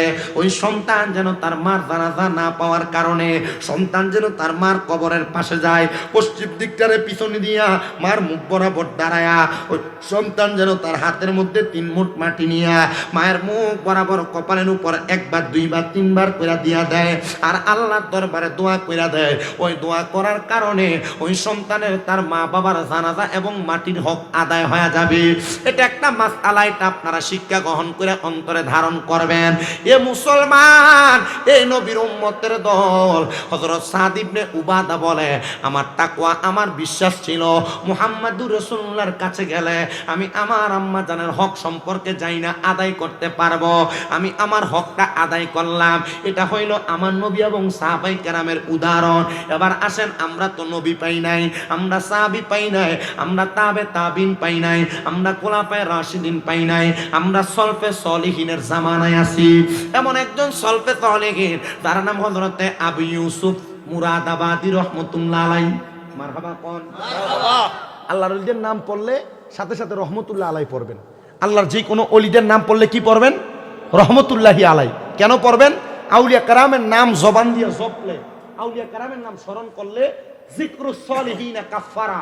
আউলিয়া কারামের নাম স্মরণ করলে, আউলিয়া কারামের নামের জিকির করলে, আউলিয়া কারামের নাম মুখ দিয়ে বললে আল্লাহ তাআলা তার ওই বান্দা যে বলে তার কোনো গুনাহ থাকলে এই আউলিয়া কারামের নাম মুখ দিয়ে বাইর করার কারণে না গুনাহ কাইটা দেয়। হ্যাঁ, আপনি কিল্লেগা গাউসে পাক করেন, আপনি কিল্লেগা খাজা গরিবে নামাজ করেন, আপনার বন্ড কয়, বেদাতি কয়, এ ব্যাকল মূর্খ, এটা বুঝে না বিদা আমাদেরকে বন্ড আর বেদাতি। আল্লাহ নবীর কিঞ্চিত ছোট হাদিস যদি পড়ে কখনো বন্ড আর বেদাতি বলবে না। আউলিয়া কারামের নাম, গৌসে পাক আব্দুল কাদের জিলানীর নাম, খাজা গরিবে নওয়াজের নাম, বাহাউদ্দিন নকশবন্দির নাম, মুজাদ্দেদ আল ফেসানির নাম সহ পৃথিবীর ছোট একটা আল্লাহর কোন ওলির নামও যদি মুখ দিয়ে বলেন আপনার গুনাহ মাফ হবে। এলাকায় অলি তোলার মুরিদ আছে না? এলাকায় শাহপুরের মুরিদ আছে না? এলাকায় মেজবান্ডারের মুরিদ আছে না? বিভিন্ন দরবারের মাশায়েখের মুরিদ আছেন। দরবারের পীর মাশায়েখরা তো বন্ডামি করে নাই, মুরিদ যদি মাথায় টুপি লাগায় বন্ডামি করে, এটা মুরিদের সমস্যা। ঠিক। রেজবিয়া দরবার আছে না? অনেক দরবারে তো আছে। আমি আপনাদেরকে যেটা বলতেছিলাম, আউলিয়া কেরামের নামের একটা ফজিলত আছে, বরকত আছে। তাদের নাম নিলে পড়বেন রহমতুল্লাহ আলাইহি। তো জিনার কথা বলতেছি, তিনার নাম হলো হযরতে আবু ইউসুফ মুরাদাবাদী রহমতুল্লাহ আলাইহি, যিনি মুসলমান ছিলেন না, বিধর্মী ছিলেন। আবু ইউসুফ মুরাদাবাদী বলেন, আমার কাজ ছিল আমার মুরাদাবাদ এলাকায় আমি আমার বাসায়ের কাজটা পরিচালনা করতাম, কিন্তু আমার এলাকার মানুষ আমার দিকে তাকায় থাকতো। আমি বিধর্মী হওয়ার কারণে, কি হওয়ার কারণে? বিধর্মী হওয়ার কারণে। হযরত আবু ইউসুফ মুরাদাবাদী বলেন, এ দুনিয়ার মানুষ, আমি আমার কর্মকাণ্ডগুলা সব সুন্দরভাবে করি। আমার এলাকার একজন ইমাম ছিলেন, আমার এলাকার একজন খতিব ছিলেন, যিনি ওনার সব কর্মকাণ্ডগুলা করতেন। ওই খতিব সাহেব ডাক দিয়ে কই, জগতের মানুষ, আমি আমার যে কাজ করতাম, মসজিদের মধ্যে খেতাবতের দায়িত্ব পালন করতাম। মসজিদে খেতাবতের দায়িত্বগুলা পালন করা অবস্থায় আমি আমার সংসার চালাইতে বড় কষ্ট হয়ে গেছিল। কি চালাইতে? সংসার চালাইতে বড় কষ্ট হয়ে গেছিল। হযরত আবু ইউসুফ মুরাদাবাদীর এলাকার ওই খতিব সাহেব ডাক দিয়ে বলে, আমার স্ত্রী একদিন রাত্রবেলা আমার হাতটার মধ্যে ধরে ডাক দিয়ে কয়ে, স্বামী গো, জানি আপনি রাগ করবেন, তবে আমি আপনার কাছে একটা কথা বলি, আপনি যে চাকরিটা করেন এই চাকরির টাকা দিয়ে তো আমাদের সংসার চলে না, ছোট বাচ্চাটারও দুধ ক্রয় করা যায় না। স্বামী গো, আপনি নতুন একটা চাকরির মধ্যে চলে যান, যেটার মধ্যে যাওয়ার কারণে আপনি একটু বেশি ইনকাম করবেন। দেখবেন অনেক মহিলা আছে যারা স্বামী যা কামাই করে তাতে সন্তুষ্ট না, এক তুলনা দেয়, তোমার লগের বাড়ির অমুক এত টাকা কামাই করে, তুমি কি করো? কয় না অনেক? মা বোনদের কাছে বলবো, আপনারা যারা আপনাদের স্বামীদেরকে এগুলা বলেন, আপনারা এমন কথা থেকে সাবধানে থাকবেন। এমন কথা বললে আল্লাহ রিজিক আরো কমায় দেয়, বাড়ায় দেয়। এই জন্য আপনারা আল্লাহর প্রতি তাকওয়াবান হবেন, আল্লাহর প্রতি তাওয়াক্কুল ঠিক রাখবেন, দেখবেন আল্লাহ তাআলা অসংখ্য সম্পদ দান করবে। আর যদি সম্পদ নাও দান করে, যেটা দেয় এটাতে লাখ টাকার মালিকের থেকে বেশি শান্তি দান করবে। মহিলার কথা মোতাবেক ওই খতিব সাহেব বলেন, আমি আমার স্ত্রীকে বুঝ দেওয়ার জন্য আমি বললাম, ঠিক আছে, আমি ওই চাকরিটা ছেড়ে দিব। কিন্তু আমি চাকরি ছাড়ি নাই, কারণ আমি জানি আল্লাহ তাআলার অভিশাপ বড় মারাত্মক। আমি আল্লাহর প্রতি তাওয়াক্কুল রাইখা আমার আল্লাহ তাআলার কাছে দোয়া করতে লাগলাম, আল্লাহ আপনি আমার এমন লজ্জা দিয়েন না, আমার স্ত্রীর কাছে আপনি শরম দিয়েন না।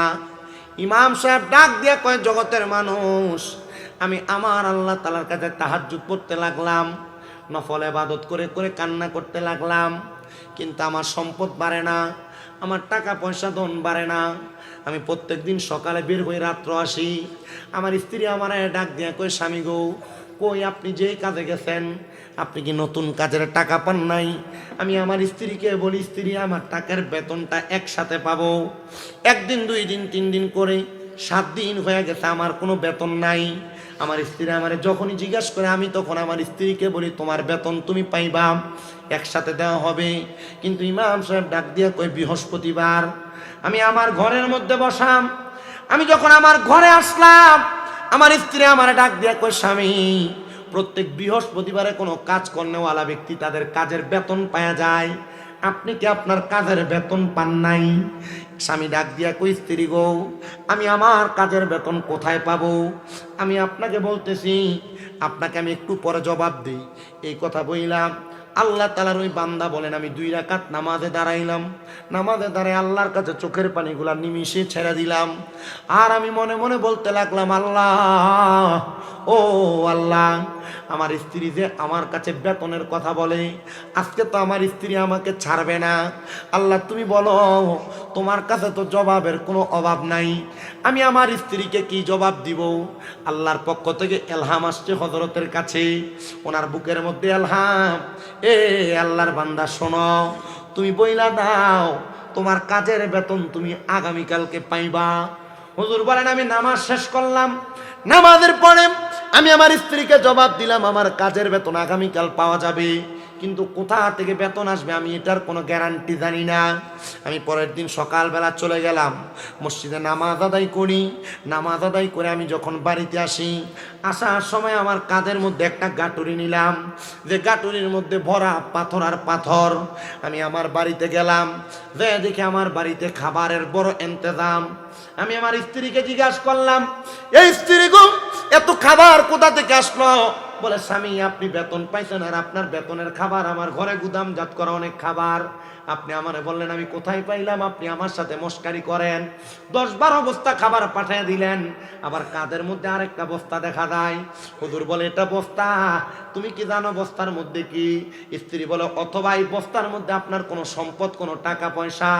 উনি চিন্তা করেন আরে বস্তার মধ্যে কোনো সম্পদ নাই, টাকা পয়সা নাই, আমি তো আমার স্ত্রীকে বুঝ দেওয়ার জন্য এটার মধ্যে পাথর পুরে নিয়ে আসছি। উনি ডাক দিয়া বলেন স্ত্রী রান্না বান্না করতেছো, সুন্দর খাবার রেডি করতেছো, তুমি বলো খাবার কোথায় পাইলা? তুমি না বলার আগ পর্যন্ত আমি খাবার মুখে দিতাম না।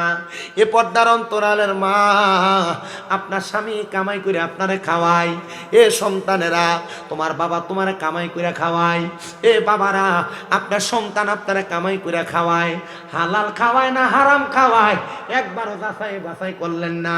মুখে লোকমাটা তোলার আগে একবারও চিন্তা করলেন না কি হালাল খাই না হারাম খাই। আপনি হারাম খাইয়া যদি কবরে যান এটার জন্য আপনাকেও জবাবদিহিতা করা লাগবে। এজন্য আপনারা বলেন আমরা যখন যেখানে যার ঘরে খাই না কেন হালাল হারাম যাচাই করার দরকার আছে না না?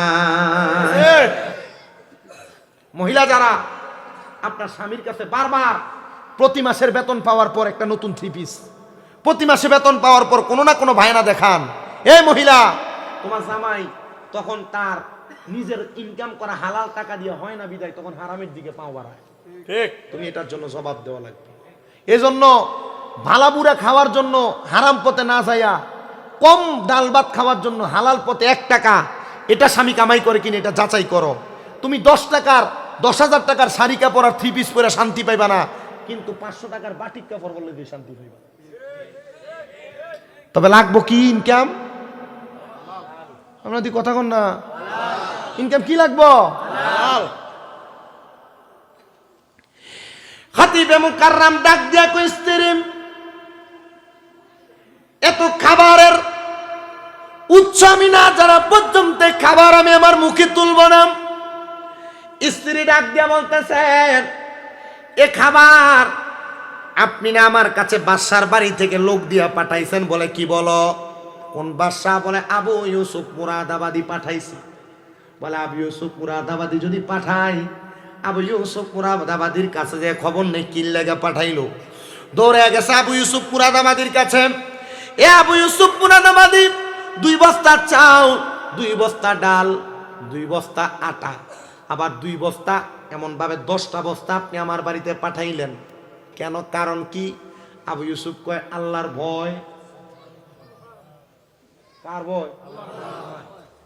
ইমাম সাহেব কয় আবু ইউসুফ মুরাদাবাদীর লোক আমার যোগাযোগ নাই, কথা নাই, বার্তা নাই, হ্যাঁ কয় আল্লাহরে ভয় করে আমার বাড়িতে 10 বস্তা খানা পাঠাইছে। তার মানে বোঝা যায় আল্লাহরে ভয় করলে কোনো না কোনো ভাবে আল্লাহ দেয় কি দেয় না? আবু ইউসুফ মুরাদাবাদী আপনি জবাব দেন, আপনি কেন পাঠাইছেন? আবু ইউসুফ মুরাদাবাদী কয় জানো আমার পেটের মধ্যে এবং মাথার মধ্যে বড় ব্যথা ছিল, আমি নিয়ত করছিলাম আমার ব্যথাগুলা যদি বালা হইয়া যায় আমি আল্লাহর রাস্তায় আল্লাহর কোন নেক বান্দাকে 20 কেজি চাউল এবং 20 দিরহাম 5 কেজি চাউল এবং 20 দিরহাম তার হাদিয়া প্রদান করব। আমার অনেক ব্যথা হয়েছিল পেটে, কোনো ডাক্তার কোনো কবিরাজ আমি বাদ রাখি নাই, আমি সবার ওষুধ সেবন করার পর আমার এই ওষুধে কোনো কাজ করে নাই। আমার একজন সেনাপতি আমার জবাব দিছে, এ আবু ইউসুফ মুরাদাবাদী আপনি তো দুনিয়ার ডাক্তারি দেখছেন, আল্লাহর প্রতি বিশ্বাস রাখে আপনি একজনকে সাদাকা প্রদান করেন। হযরত আবু ইউসুফ বলেন আমি নিয়ত করছিলাম, নিয়ত করার পর আল্লাহ তাআলা অল্প সময়ে আমার পেটের ব্যথা পীড়া ভালো করে দিছেন, কিন্তু আমার পেটের পীড়া ভালো হওয়ার পরে আমি আমার নিয়তটারে উল্টে ফেলাইছি। এই যে করোনা আওনের পরে মসজিদে মুসল্লি আর মুসল্লি, ভূমিকম্প আওনের পরে ঢাকার কোন মসজিদে ছাদের উপরেও মুসল্লি আঁটে না, কিন্তু এই করোনা শেষ মুসল্লিও বিপদ শেষ, ইবাদতও বিপদ শেষ, আল্লাহর এটা হনো কোয়ায় জ্বর আইলে আল্লাহ বাঁচাও, জ্বর শেষ ফজরের নামাজও জানা বাচ্চা গেছে। আবু ইউসুফ মুরাদাবাদী কয় আমি যখন আমার পেটের ব্যথা ভালো হয়ে গেছে কইছি এই দেড়হাম দেওয়ার দরকার নাই, 5 কেজি চাউলে দিয়ে দিস মোল্লারে, দিলে কোনো রকমনি বাঁচে। আমি আমার নিয়তটাকেও বাট্টেক করার কারণে আমি দেখলাম আমার পায়ের পাতা থেকে মাথার তালু পর্যন্ত মনে হয় ব্যথা দৌড়াদৌড়ি শুরু হয়ে গেছে। কোনো ডাক্তার বাদ রাখে নাই, সব আমার কাছে। কিন্তু আমি আবু ইউসুফ মুরাদাবাদীরে তারা ভালো করতে পারে না। যখন তারা ভালো করতে পারে না, আমি ডাক দিয়া বললাম, এ আমার সেনাপতিরা, যারা আমার গুদাম থেকে 5 রকমের 10টা বস্তা খানা ইমামের বাড়িতে পাঠিয়ে দি, আমি পাঠিয়ে দিছি গো। পাঠিয়ে দেওয়ার সাথে সাথে আল্লাহ তাআলা আমার সকল পীড়া ভালো করে দিছে।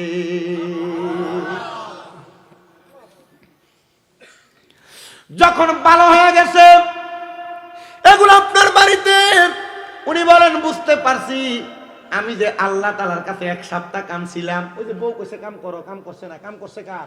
আল্লাহ। জোরে কয় না, কাম করছে কার? কাজ করছে আল্লাহর। আমি যে 1 সপ্তাহ পর্যন্ত আমি এমন একজন মনিবের গোলামি করছি, ওই মনিব আমার বাড়িতে খাবারগুলা বাসারে দিয়া পাঠাইছে। এটার নাম ওয়াবতাগু ইলাইহিল ওয়াসিলা। এটার নাম কি? ওসিলা। আল্লাহ তাআলা এই বাসার উসিলায় আর আমার ইবাদতের উসিলায় আমারে খাবার দিয়া দিছে রে। এই খাবার দিয়া আমার পুরা সংসার 4-5 মাস চলে যাবে, আমার আর খাবারের চিন্তা করা লাগবে না। এবার আপনারা বলেন, এক আল্লাহর প্রতি বিশ্বাস আর তাওয়াক্কুল রাখলে আমরার খাবার আর রিজিকের ব্যবস্থা করে দেয় একজন, তিনি কি? আল্লাহ। উনি বাড়িতে চলে গেলেন। স্ত্রী ডাক দিয়ে কয়, স্বামী সন্ধান পাইছেন? বলে হয় পাইছি। আচ্ছা তো খাবার খান। খানা খাওয়ালেন। খাওয়ার পরে স্বামী ওই যে আরেকটা বস্তা কান্দে করে আনছিলেন, এটা একটু খুইলা দেন। এটা কি আছে একটু দেখি, কারণ যা আনছেন শব্দ খানা, এটার ভিতরে নির্দেশ হামডি আছে, কামের বেতনটা মূলটা। ইমাম চিন্তা করে, আরে আমি তো ফাত্তর ফুরে আনছি, বউরে বুঝ দিতাম, কিন্তু আল্লাহ তো আগেই বুঝ দিয়া লাইছে। এখন যদি স্ত্রী এটা খোলে আর যদি দেখে ফাত্তর, আল্লাহর কাছে এই বউর কাছে কি জবাব দিবি? স্বামী ডাক দিয়া কয়, আমার স্ত্রী শোনো, আমার একটু সময় দাও, আমি 2 রাকাত নামাজ পড়ি। কয় রাকাত? 2 রাকাত। এই 2 রাকাত নামাজ কেমনে সম্পদকে এত বেশি বানায় দেয় একটু শুনেন।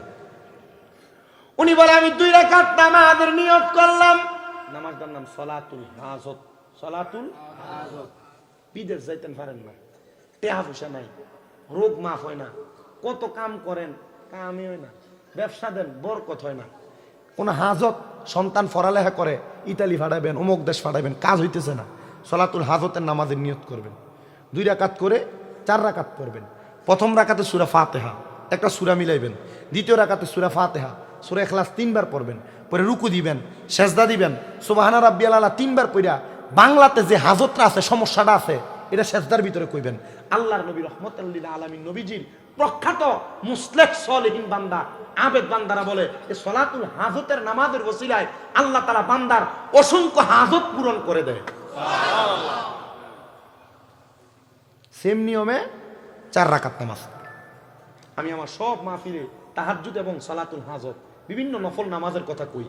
আর এটির কারণে বহু মহিলা, বহু পুরুষ মানুষ ফল পায় বিদায় অতলা অতলা অতলা অতলা করে খানা, অতলা অতলা করে টেহা, আঁশ, মুরকা একলগে 10টা ডাব গাড়ির পিছনে ফুরাই দিয়ে বাইতে খাইলেন।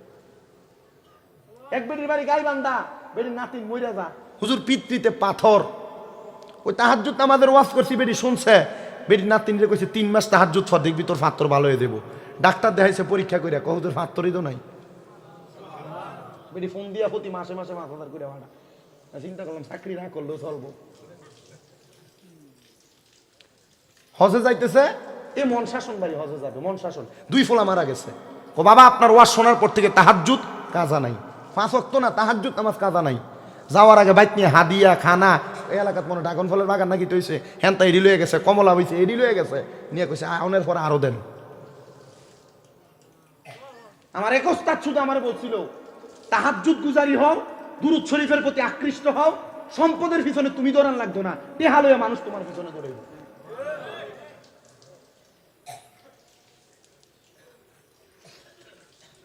আমার এক ওস্তাদ বইলা দিছে যে আলহামদুলিল্লাহ, যতটুকু আছো তা আলহামদুলিল্লাহ, আমি কিছু হুজুর আলহামদুলিল্লাহ, এর থেকে বেশি না, কারণ তাই হিসাবের মতো হইলে তো রাস্তার খারিয়া 1 প্লেট ফুচকা খাইতে পারতাম না, কথা কয় না।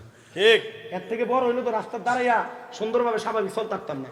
কুমিল্লা কান্দির পাশে সব ফুটপাতের যত দোকানদার আছে বেশিরভাগ দিল আমার সম্পর্ক, দাঁড়াই দাঁড়ায় কথা কইতাম পারি, খাইতাম পারি, কিন্তু যদি এর থেকে বেশি হয়ে গেলে তো আর পারতাম না।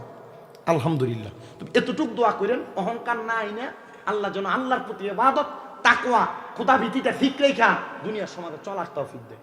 আমিন। আমি দেখছি টাকা পয়সার ইনকামের রাস্তা অটোমেটিকলি কোন দিয়ে জানি চললে। আজকেও আপনাদের দোয়ায় আমি কইছিলাম না আমার 6টা মাদ্রাসা আছে, আমার এর মধ্যে এক মাদ্রাসা আজকে 2টা ছেলে হাফেজ হয়েছে। আজকে আলহামদুলিল্লাহ। আজকে আমি এই মাগরিবের আগদা দিয়ে মাদ্রাসায় ঢুকছি, এই যে ফলামের নামাজ শেষ করে আইয়াই আমার ফায়ে ধরে সালাম করতেছি, কিতারে হুজুর হেফজ শেষ।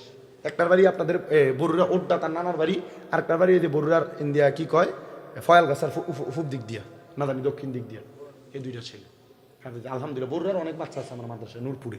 তা আমি এতটুক বিশ্বাস রাখি, আপনারা যারা আছেন আল্লাহর ওয়াস্তে, আল্লাহর প্রতি তাকওয়া, আল্লাহর প্রতি বিশ্বাস, খোদাভীতি এবং বিপদ আপদে ধৈর্য, অসুস্থতা এমন ধৈর্য ধারণ করেন, আপনি সম্পদ কামাই করার জন্য চেষ্টা করাও লাগবে না, দেখবেন অটোমেটিকলি সম্পদ আপনার পিছনে ঘুরতেছে। উনি বলেন আমার স্ত্রী আমার 2 রাকাত নামাজ পড়তে সুযোগ দাও, খাতিবে মুকাররম 2 রাকাত নামাজ আদায় কইরা, কারণ মুনাজাতের ভিতরে যদি কই আল্লাহ আমার তুমি মাফ করো, আমার সম্পদে বস্তায় যা আছে এগুলার তুমি স্বর্ণ বানায় দেবো, বুঝা লাইব। আমি মনে হয় মুনাজাতে আল্লাহর কাছে কইতেছে। উনি কয় 2 রাকাত নামাজ পড়া সালাতুল হাজতের নামাজের দোয়াটা কোনে করব, সেজদার ভিতরে বাংলায় সেজদায় কয় আল্লাহ আমি তোমার কাছে মাপ চাই, ইজ্জত বাঁচাও, তুমি চাইলে মাটিরও স্বর্ণ বানাইতে পারো, আল্লাহ পাথরগুলারে তুমি যে কোনো একটা সম্পদে পরিণত করে দাও।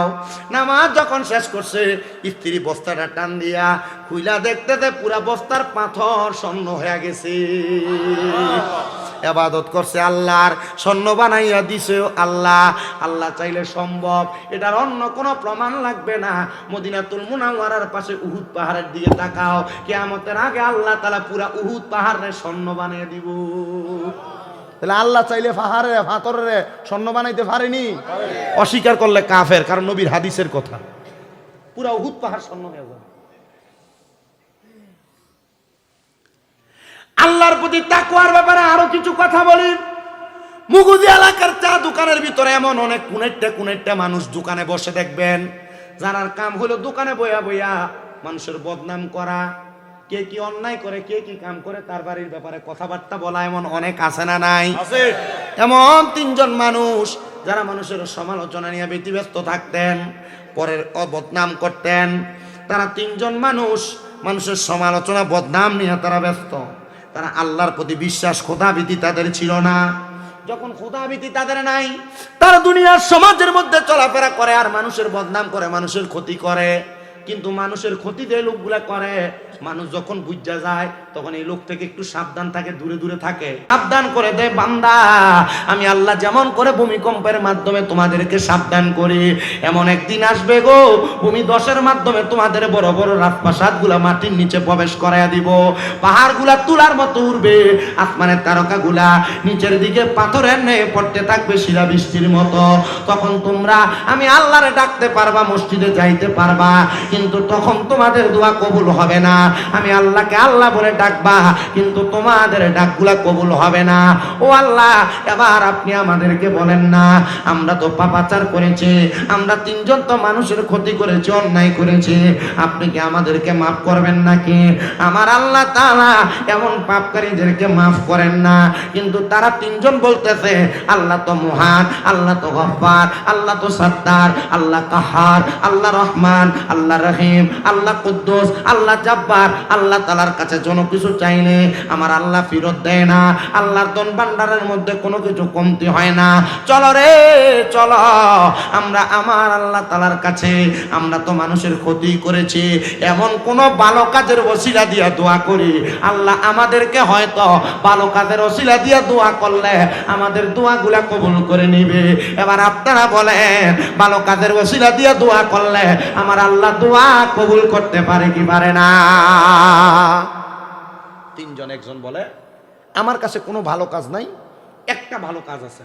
কি? আমার ভালো কাজ হইল আমার কাছে এক কর্মচারী কাজ করতেন, তার কাজের বেতন হইলো প্রতিদিন কাজ করলে তার এক বেলা খাওয়াইতাম, 2 খুশি করে 2 শের করে চাউল দিতাম। আমরা খুশি কর না শের কি খুশি, 2 খুশি করে চাউল দিতাম। তো তার খাওয়ার কোনো লোক নাই, সে আমারে 2 খুশি দিয়ে দিছে। চাউলগুলো আমার কাছে দিয়ে 1 মাসের কাজের চাউল আমার কাছে জমাইছে। কিন্তু সে আমার বাড়ি থেকে যাওয়ার সময় কইছে, বাচ্চা এটা আপনার কাছে আমি আমানত রাখলাম, ভূমিকম্প কি লেগে আইয়া শুনেন, আমানত রাখলাম, আমি আপনার কাছ থেকে ফেরত নিব। আমানতের খেয়ানতদারিতা যখন শুরু হয়ে যায় তখন আল্লাহ ভূমিকম্প দেয়।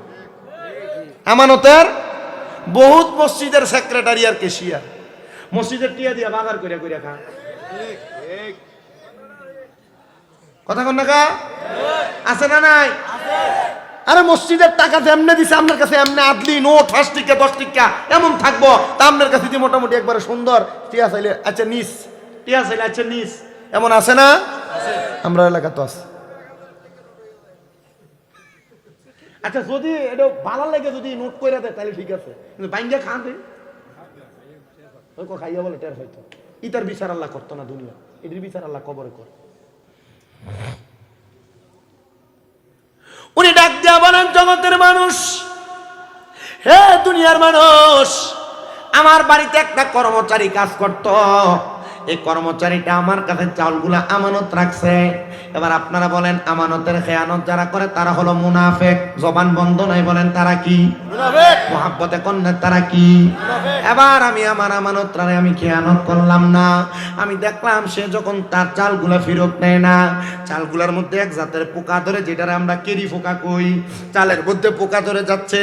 আমি চালগুলা বাজারে বিক্রি করলাম, বিক্রি কইরা আমি একটা বকরি ক্রয় করলাম, বকরি কইরা আমি যখন বকরিটা ক্রয় করলাম, বকরিটার অনেক দিন পর্যন্ত আমি পালতে লাগলাম, অনেকগুলা বকরি হয়ে গেছে। এবার বকরিগুলা আমি বিক্রি করলাম, বিক্রি করার পর আমি অনেকগুলা গরু আনলাম, লালন পালন করতে লাগলাম। যখন অনেক পর্যন্ত আমি লালন পালন করতাম, অনেকগুলা বকরি এবং অনেকগুলা গরু হয়ে গেছে, 2টা রাখাল দিয়ে আমি পরিচালনা করি। এমন টাইমে আমার কাছে ওই লোকটা এসে কয়, ওগো বাদশা, আপনার কাছে আমি যে চালগুলা দিছিলাম আপনি আমার চালগুলা ফেরত দিয়া দেন। আমি তখন চালগুলা ফেরত না দিয়া আমি তারা বলছিলাম যে গোয়াল ভরা গরু দেখতে পাও, যে বকরি দেখতে পাও, এগুলা সব তোমার, এগুলা তোমার তোমার তোমার তুমি নিয়ে যাও। ডাক দিয়া কয়, বাদশা এগুলা আমার না, আমার সামান্য মাত্র 60 খুশি চাল ছিল, এগুলা আপনি আপনার কাছে রাখছিলেন, কিন্তু এগুলা এত বেশি হয় কেমনে? বলে তোমার এগুলা নষ্ট হইতে লাগছিল, এজন্য আমি এগুলার বিক্রি করে তোমার জন্য বাড়তি করে দিয়েছি। তুমি তোমার আমানত নিয়ে যাও, আর তুমি তোমার আমানত নিয়ে বিদায় হয়ে যাও, আমি তোমার আমানত আমার কাছে রাখতে পারবো না। তখন আমার ওই কাজের ব্যক্তি কর্মচারী আল্লাহর কাছে দোয়া করছিল, আল্লাহ আমার বাদশা আমার আমানতকে অধিক পরিমাণ বাড়ায় আমার কাছে দিয়েছে, আল্লাহ গো তুমি বাদশার বালা করো, বালা করো, বালা করো, বালা করো।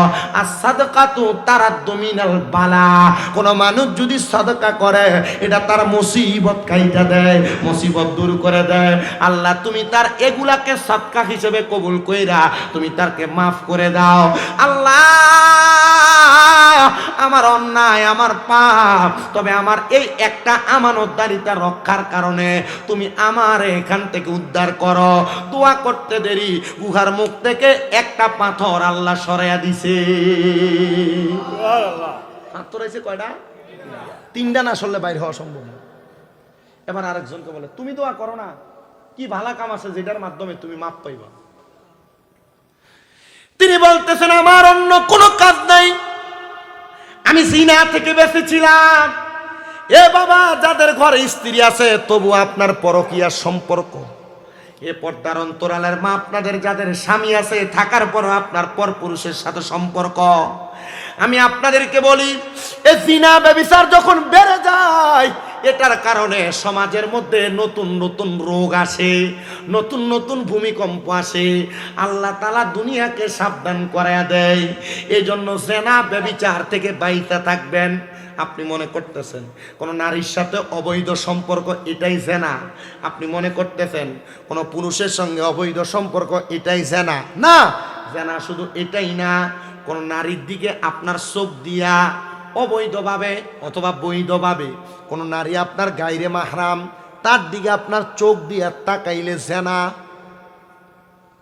চোখ দিয়া চাইলে আপনার বাবি হইলে জেনা হইতো না মনে হয় না?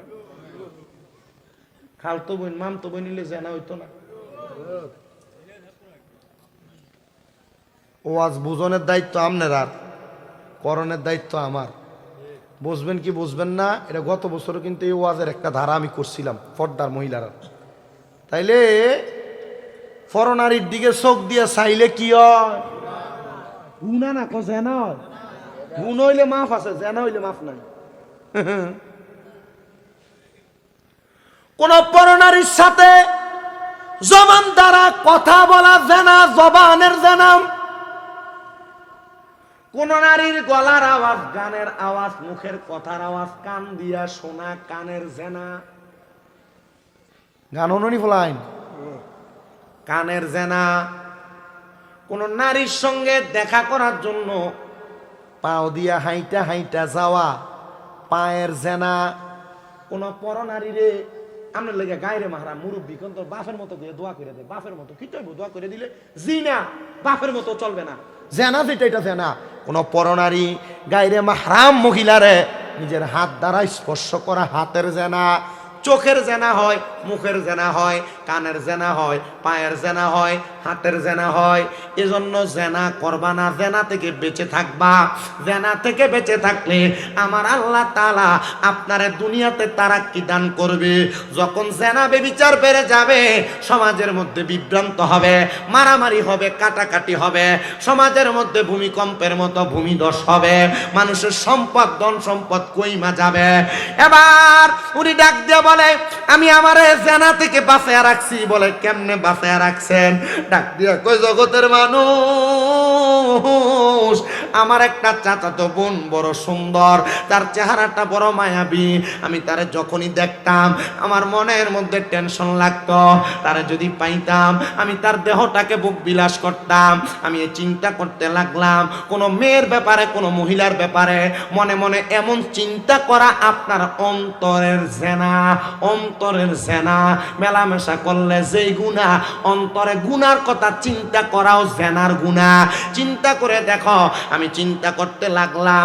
এমন একদিন রাত্রবেলা আমার চাচাতো বোন আমার ঘরের দরজায় ডাক দিয়া বলে, ভাইজান মাত্র 200 দিরহামের জন্য আমি মহা মুসিবতের মধ্যে পড়ে গেলাম, আপনি আমার 200 দিরহাম দিয়া সহযোগিতা করেন। আমি আমার বোনকে প্রস্তাব করলাম 200 দিরহাম দিতে পারি একটা বিনিময়, যদি তুমি তোমার দেহটাকে আমাকে ভোগ করতে দাও। তার বেশি প্রয়োজন হওয়ার কারণে সে আমারে এবার তার দিরহামের কথায় রাজি হয়ে গেছে। রাজি হইয়া সে তখন আমার প্রস্তাবটা রাজি হইয়া টাকা নিয়ে চলে গেছে। পরের দিন সে আমার কাছে আসছে, আমি তারে ধাক্কা দিয়ে আমার খাটের উপর ফালাইলাম। তার দেহের উপর যখন আমি আস্তরণ করব, দেহের উপর উপরণ করব, এমন টাইমে আমি দেখলাম তার চোখগুলা বায়া বায়া পানি পড়তেছে। আমি তারে জিগাইলাম, তোমার চোখে কেন পানি দেখা যায়? আমার জবাব দেয়, ভাই আপনি আমার আল্লাহরে ভয় কইরা পারেন না গো, আপনি আমার ইজ্জতটা রক্ষা করতে, আমার সঙ্গে আপনি মেলামেশা না করতে। উনি ডাক দিয়া কয়, আমি তার চোখের পানি দেখে আমার মায়া লাগা গেছে, আমি ফিরে আসলাম। আল্লাহ আমি আর জানা করব না, আমি আর তার কাছে যাব না, আমি তারে ছাইরা দিছি গো আল্লাহ। আমার আল্লাহ তাআলা তখন আমার দোয়াটা কবুল করে নিছে। এমন ভাবে কবুল করছে দুনিয়ার মুসলমান, এটার উসিলা দিয়া দোয়া করার কারণে রুহার মুখ থেকে আরেকটা পাথর সরে গেছে। কোন সুবহানাল্লাহ। গুনার কাজ ত্যাগ করেন, আপনার বিপদ চলে যাবে। যত বড় বিপদ আছে গুনার কাজ ত্যাগ করেন, কি চলে যাবে? যত বড় বিপদ। 3 নাম্বার আরেকজন ব্যক্তি, তুমি দোয়া করো তোমার এমন কোন নেক কাজ আছে যেটার উসিলা দিয়া দোয়া করলে আল্লাহ তাআলা মাফ করে দিবে, এখান থেকে উদ্ধার করে দিবে। তিনি ডাক দিয়া কয়, আমার আর কোনো ভালো কাজ নাই, একটা ভালো কাজ আছে। বলে কোন ভালো কাজ? বলে আমার ভালো কাজটা হইল, আমি দুনিয়াতে চলাফেরা করা অবস্থায় আমার সম্পদ কম, টাকা কম, ইনকাম কম। আমি 2টা উটনি পালন করতাম, যেটার দুধ দহন করে বাজারে বিক্রি করতাম, আমরাও খাইতাম। আমার ওই উটনিগুলার দহন কইরাম, যখন আমি দুধগুলো একটা পাত্রতে নিতাম, আগে আমি আমার আম্মারে খাওয়াইতাম, তারপর আমার একটা ছোট বাচ্চা তারে পান করাইতাম, তারপর আমি আমার স্ত্রীরে পান করে আমি পান করতাম। একদিন যখন আমার উটনির দুধ আমি দহন করি, দহন করে আমার আম্মা জানের কাছে যাওয়ার পর আমার আম্মা জান ঘুমায় গেছেন, আমি আমার আম্মা জানকে ঘুম থেকে জাগ্রত করি নাই। এ সন্তান, পিতা মাতার অবাধ্য হইলে আল্লাহ তাআলা বিপদ দেয়। মা বাপের অবাধ্য হইলে আল্লাহ কি দেয়? মা বাপরে বাদ দেন না, খানা দেন না, কিন্তু বউর হরিলে কি সুন্দর আব্বু আম্মু কয়ে ডাক দেয়, আছে না? বউয়ের কথা শুনে আপনি বাইর থেকে আইয়াই মারে ধমক দিয়ালান, বাপরে ধমক দিয়ালান। ভাইয়ের বউ আর বউ আপনির বউ ঝগড়া লাগছে, ঝগড়ার পরে আপনি কি সুন্দর বাপ মারে উল্টা পাল্টা কইলান যে তোমরাই ঝগড়াটি লাগাও, তোমরা থাকতে ঝগড়া লাগা। মা বাপের উপর খবরদারি করা, আঙ্গুল তোলা, গরম ভাষায় কথা বলা, তোমার বিপদটাই কানে, তোমার অভাবটাই কানে, তোমার অসুস্থতাটাই কানে। তুমি কি করবা এটা তোমার বিষয়, তবে যদি তুমি নিজে বিপদ থেকে বাঁচতে চাও, অভাব থেকে বাঁচতে চাও, টেনশন আর মুসিবত রোগ থেকে বাঁচতে চাও, আম্মা আব্বার পায়ে লুটে পড়ো, আম্মা আব্বার কদমে চুমা দাও, আল্লাহর কসম তোমার বিপদ, মুসিবত, টেনশন, অসুস্থতা সব দূর করে দিবে একজন, জোরে বলেন তিনি কে? মা বাবার অবাধ্যতা আপনাকে অসুস্থ বানাবে, আপনাকে অভাবী বানাবে, আপনাকে রোগগ্রস্ত বানাবে, চিন্তাগ্রস্ত, টেনশনগ্রস্ত বানাবে। মা বাবার কদমে পড়ে যাও, দেখবা দুনিয়ার সব তোমার ঠিক হয়ে গেছে। তিনি বলেন আমার আম্মা জান যখন ঘুমিয়ে গেছে, আমি আমার দুধটা আমার ছোট বাচ্চাটারে পান করাই নাই, আমি আমার স্ত্রীরে পান করাই নাই, আমি নিজেও পান করি নাই। আমি দাঁড়ায় রইলাম আমার মায়ের পাশে। সকাল হয়ে গেছে, আমার ছোট বাচ্চাটা ওয়া ওয়া করে কান্না করে। আমার আম্মা জান আমার সন্তানের কান্নার আওয়াজ শুনে ঘুম থেকে জাগ্রত হয়ে গেছে। যখন জাগ্রত হয়েছে, আমি আমার আম্মা জানে দুধ পান করাইছি। আমার মা ডাক দিয়ে কই, সন্তান গভীর রজনীতে তুমি আমার পাশেই দাঁড়ানো ছিলা, তোমরা নিজেরাও কি পান করো নাই? না গো মা, তোমারে না খাওয়াই আমরা খাই না। বউ তোমারে লুগে লুগে নাস্তা আনতে কইছে, রাত্রবেলা বউয়ের লেগে নাস্তা ডাললা, আব্বা আম্মা কি খায় একবারও কইলা না। বউরে কত দামি দামি খানা রেস্টুরেন্টে নিয়ে খাওয়াও, আব্বা আম্মার এক মাসে 1 কেজি ফলও কিনে খাওয়াও না। বউরে শ্বশুর শাশুড়ির বাড়িতে নেওয়ার সময় আইসক্রিম, ফুচকা, চটপটি কত কিছু খাওয়াও, আব্বা আম্মারে নিয়ে তো কোনোদিন ঘুরতে দেয়া দামি কোনো খানা খাওয়াইলা না। সন্তান একটা বার আমার কথাটা মনোযোগ লাগাও, কত আব্বা জানার 100 টাকা আব্বার সন্তানের কাছে খুঁজা নেওয়া লাগে। ও সন্তান, তুমি কি জানো নবীর হাদিস কি বলে? আমার নবীর হাদিস বলে, কোন বাবা তার সন্তানের যত সম্পদ আছে অনুমতি লাগবে না, অনুমতি ছাড়া পুরা সম্পদ যদি খরচ করে ফেলে ওই আব্বার কোনো গুনাহ হবে না, কারণ ওই আব্বার সন্তানের যত সম্পদ এগুলা সন্তানের না, এগুলা সব তার আব্বা বেঁচে থাকা অবস্থায় তার আব্বার সম্পত্তি। জবান খুলে জোরে জোরে এখন আল্লাহু আকবার। 100 টাকা খুঁজে লাগে ভিতর কাছে, 100 টাকা খোঁজা লাগে। আমি তো এখনো বলে আসছি, ইসমাইলের আম্মার কাছে বলে আসছি, তারপরও দেয় না। আমি কইছি আমার বাপে যদি দৈনিক আমার মন চাই প্রতিদিন 1000 করে হাত খরচ দিতাম না, আমার হেবাটার কাছে যা দেই খরচ হড় আলা খরচ করে।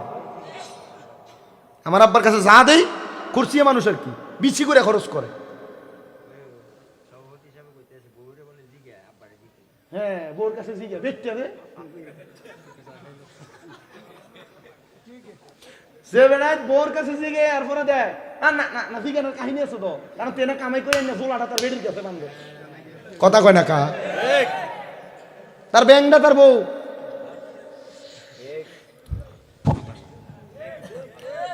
আরে আছে না নয়? তবে দুনিয়াতে এমন কিছু কিঞ্চিত ঘটনা ঘটছে যে ঘটনাগুলো খুব বেইনসাফি ঘটনা। সন্তান কামাই করে তার বাপের কাছে তার বিদেশের সব টিয়া বাড়াইছে, ছুডু ভাই মেজো ভাই সবাই এই ফুটের টিয়া কামাই দিয়া বিলিং করে দিছে, কিন্তু ফলা বিদেশ থেকে আইয়া কিছু পাইছে না। এমন অনেক বেইনসাফি ঘটনা ঘটছে, আছে না? এমন বহুত বেইনসাফি ঘটনা আছে যে ফুতে বিদেশ করে দেখিয়া এই ফুতের কিছু দিছে না, শুধু ঘরের জায়গাটা দিয়া আর যা ছিল বাকি 2 ফুতের ভাগ করে দিয়ে লাইছে। এমন হয়েছে না অনেক? এটার কারণে বহু সন্তানরা মাঝে মাঝে অবাধ্য হয়। তবে সন্তান মা বাপ যদি নিজেরা না দেয় মান্য নিও, কথা কয় না।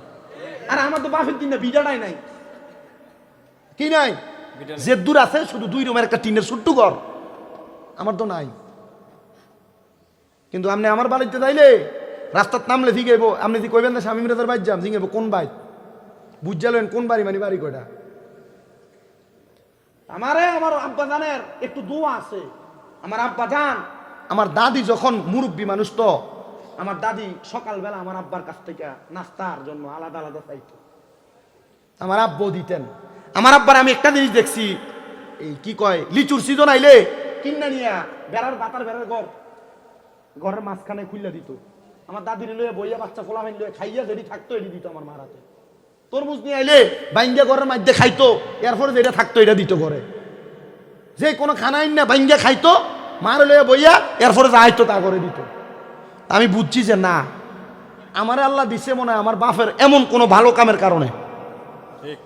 আপনি বুঝতেছেন না মনে হয়? আপনি সন্তানরা আল্লাহ দিবে আপনার বাবার, আপনার সন্তানকে দিবে আপনার কোনো নেক কাজের কারণে। আপনি শুধু দোয়া করে দিয়ে যান। বহুত পোলাপান তারা মা বাপরে হজে ফাটায় না। এখনো তো এই যে ইসমাইলের দুলাভাইটা নিলে চোখের পানি টলটলাইতেছে, হুজুর আমার আব্বা কাজটা শেষ করিয়া সরকারি চাকরি থেকে রিটায়ার্ডে আইছে, মনে করছি বাপ মার হজে ফাটাম। হুজুর ফারসি না, শখটা পূরণ হয়েছে না। হুজুর আমি আমার মাটার হজে ফাটামো চিন্তা করছি। আপনি আপনার বাপে হজ করব, সম্পদ বেচ চালাইবো, এর লাগিয়া বাপের হজে ফাটান না। আরে বেটা তুমি চালাক না, চালাক না। তুমি যদি চালাক হইতা, তোমার অল্প সম্পদ থাকলো এক কোনা দিয়ে বেচো তাড়াতাড়ি, বেচে আব্বা আম্মারে কজান হজে যাই ঘুরে আইয়েন। আরে মিয়া, তোমার যে সম্পদ বেচে আব্বা আম্মা হজে যাইবো, ওই কাবা ঘরের কাছে দিয়ে গিলাপটা ধরে চোর পানিটি ফালাইবো, যা বেচছে তার 10 গুণ আল্লাহ দিতে কি দেরি হইব নাকি? চালাকি বুঝো না তো তোমরা। চালাকি বুঝলে বাপ মার আগে হজে পাঠাইতা। আমার আম্মা অসুস্থ, আমি কইছি আমার আম্মারে আপনি সুস্থ হন, আমি আমনে আমার ছোট ভাই সহ আমার বাপ সহ এক লোকে যামু, লাখ 20 লাখ দিয়ে শেষ করে মু, অসুবিধা নাই। মক্কা মদিনা যায় আমার আব্বা আম্মারে খুশি করলে বাপ মা মক্কার গদ্দরে দোয়া করবো। 20 লাখ না 20 কোটির মালিক হইতে কি 1 বছর লাগবো নি মিয়া? আব্বা আম্মা খুশি, দুনিয়া খুশি। আমি এতটুকু বলছি, হুজুর ইমাম সাহেব মোল্লা মুন্সি মৌলবি খুশি করবা, আগে ঘরে বাপ মারে খুশি করো। আগে বাপ মারে খুশি করো, এরপরে তুমি দুনিয়া খুশি করো। আর বাপ মারে খুশি না করলে আল্লাহ তো খুশি হয় না। তো তুমি কারে খুশি করতে ঘুরো? হরির আব্বম্মাটা হ, আর বাপ মা কান্দে করে কাম নাই। মাহফিল থেকে গেলে আব্বা আম্মার কাছে দেয়া, মাহফিল থেকে মাহফিল আহনের সময় আম্মা দরজার কাছে দাঁড়ায় থাকে। কি লেগা? এলএম দিয়া কামিল 2য় বর্ষে কুমিল্লা আলিয়া। এলএম কি বেশি হয়েছে? আপনার এলাকার মসজিদের ইমাম সাহেব আমার থেকে ভালো বোঝা, ভালো শিখে। প্রত্যেক দিন মাহফিল করতেছি না, একমাত্র আম্মা আব্বার দোয়ার বরকত। আমার ওয়াজ সব ঠিক আছে, লাস্ট এই ওয়াজটা কামে লাগাইয়েন। আমার সব মাহফিলে 5 মিনিট 10 মিনিট করে মা বাবার খেদমতের কিছু কথা থাকে। আর এই কথাগুলোর কারণে বহু পোলাপান হেদায়েত হয়েছে বিদায় পিছনে পিছনে ঘুরে ওয়াজ মাহফিলে যায়, জুমায় যায়। আপনারা বলেন তো, এই মুগুজি এলাকার প্রত্যেকটা সন্তান যদি মা বাবার প্রতি অনুগত হয়, আল্লাহ তাআলা চাইলে এই সন্তানের তকদির পরিবর্তন কইরা এই সন্তানকে টাকাওয়ালা, পয়সাওয়ালা, সম্পদওয়ালা বানানোর ক্ষমতা ওই আল্লাহর আছে না নাই? আছে। মাহফিল সফল হবে তখন, কালকে যদি শোনেন যে হ্যাঁ শামীম রাজার কথা শুনছে, আমার ফুতে হেদায়েত হয়েছে, আমার ফুতে আমার ফায়া ধরে বাইতে মাপ চাইছে। এই মাহফিল সার্থক, 81-80তম মাহফিল সার্থক হয়ে যায়। মাপ চাইতে শরম লাগে? শরম লাগে? আমি এই ঠোঁট দিয়া বাপের ফাঁয়ে চুমা দিছি, আমি এই ঠোঁট দিয়ে আমার মায়ের ফাঁয়ে চুমা দিছি। এই যে অসুস্থ হয়ে ফিরে আসিল, চুমা দিছি পাও দিয়ে, এই ঠোঁট দিয়া। আর মিয়া বিছানায় পড়ে আর এসে উঠতে পারে না, প্রস্রাব পায়খানা করে আলগি দিয়ে ওঠানো লাগছে আমার আম্মারে। যেদিন প্রথম আলগি দিছে আমার মার চোখে দিয়া পানি পড়ে। আমার মা কইতাছে তোরা আমার লাগে কত কষ্ট করতেছস। আমি তো চিন্তা করছি 10 মাস যে ফেটে রাখছে, কষ্ট হয়েছে না? প্রথম 2 মাস তো উঠটা বসতেই পারে নাই। মার বিছানার পাশে টাইসে ঘুমাইয়াছিলাম, প্রস্রাব পায়খানা নিজে সাফ করছি, লড়ছি না। কোন সময় ডাক দেয়, ফজরের আগ পর্যন্ত ঘুমাইছি না। যখন দেখছি এবিটি ঘুমাইছে তখন ঘুমাইছি।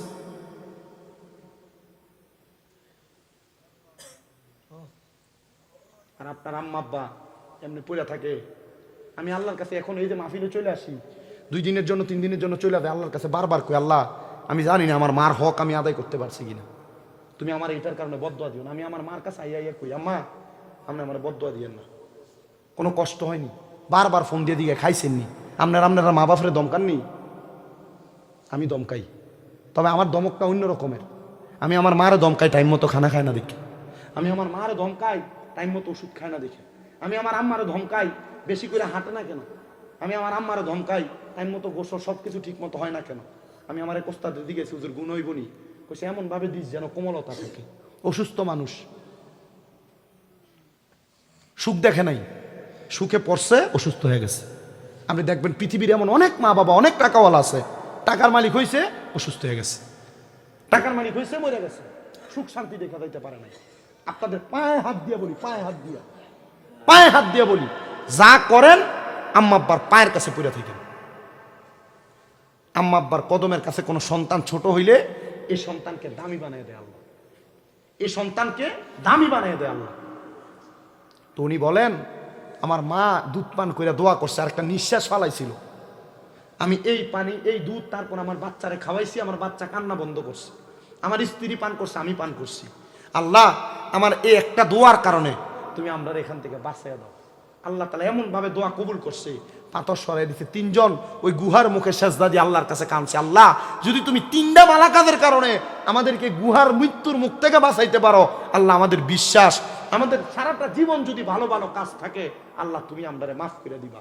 এই মুগুজির মানুষ, এই যে এলাকার ভিতরে মুগুজি মধ্যম পাড়া ফোরকানিয়া মাদ্রাসাটা করছেন, বালা কাম না খারাপ কাম? এই যে এটা করে ফালাই রাখছেন, বালা কাম না খারাপ কাম? আরে দেলোয়ার হুজুর যে আপনার কাছে এমনি চাইছে, আমার কাছে শরম লাগছে। আমি আইতে দেখছি মুগুজি বাজার থেকে ঢুকনের পরে যে ইন্ডিয়া দেশ ডাইনে চাইলেও বিল্ডিং, বামে চাইলেও বিল্ডিং, টাকা চাওয়া লাগে আপনাদের কাছে? চাওয়ার দরকার নেই। আমি আমার সোহেল ভাইয়ের কাছে একটা আবদার জানাইছি, এটা উনি বলবে। শুধু আমি 5 জন মানুষ চাই যারা কইবেন যে হুজুর আমি 10টা 1000 টাকা কইরা ভালো কাজে শরীক হওয়ার জন্য, 80তম মাহফিল 81তম হবে, হুজুর আমি 10টা 1000 টাকা এক নাম্বারে দিব অজুখানার জন্য। আমি ভালো কাজের কথা এটারই বলছি, অজু করে নামাজ পড়ে। আমি 5টা মানুষ চাইব 10,000 করে টাকা দিবেন, হয় এখন দিবেন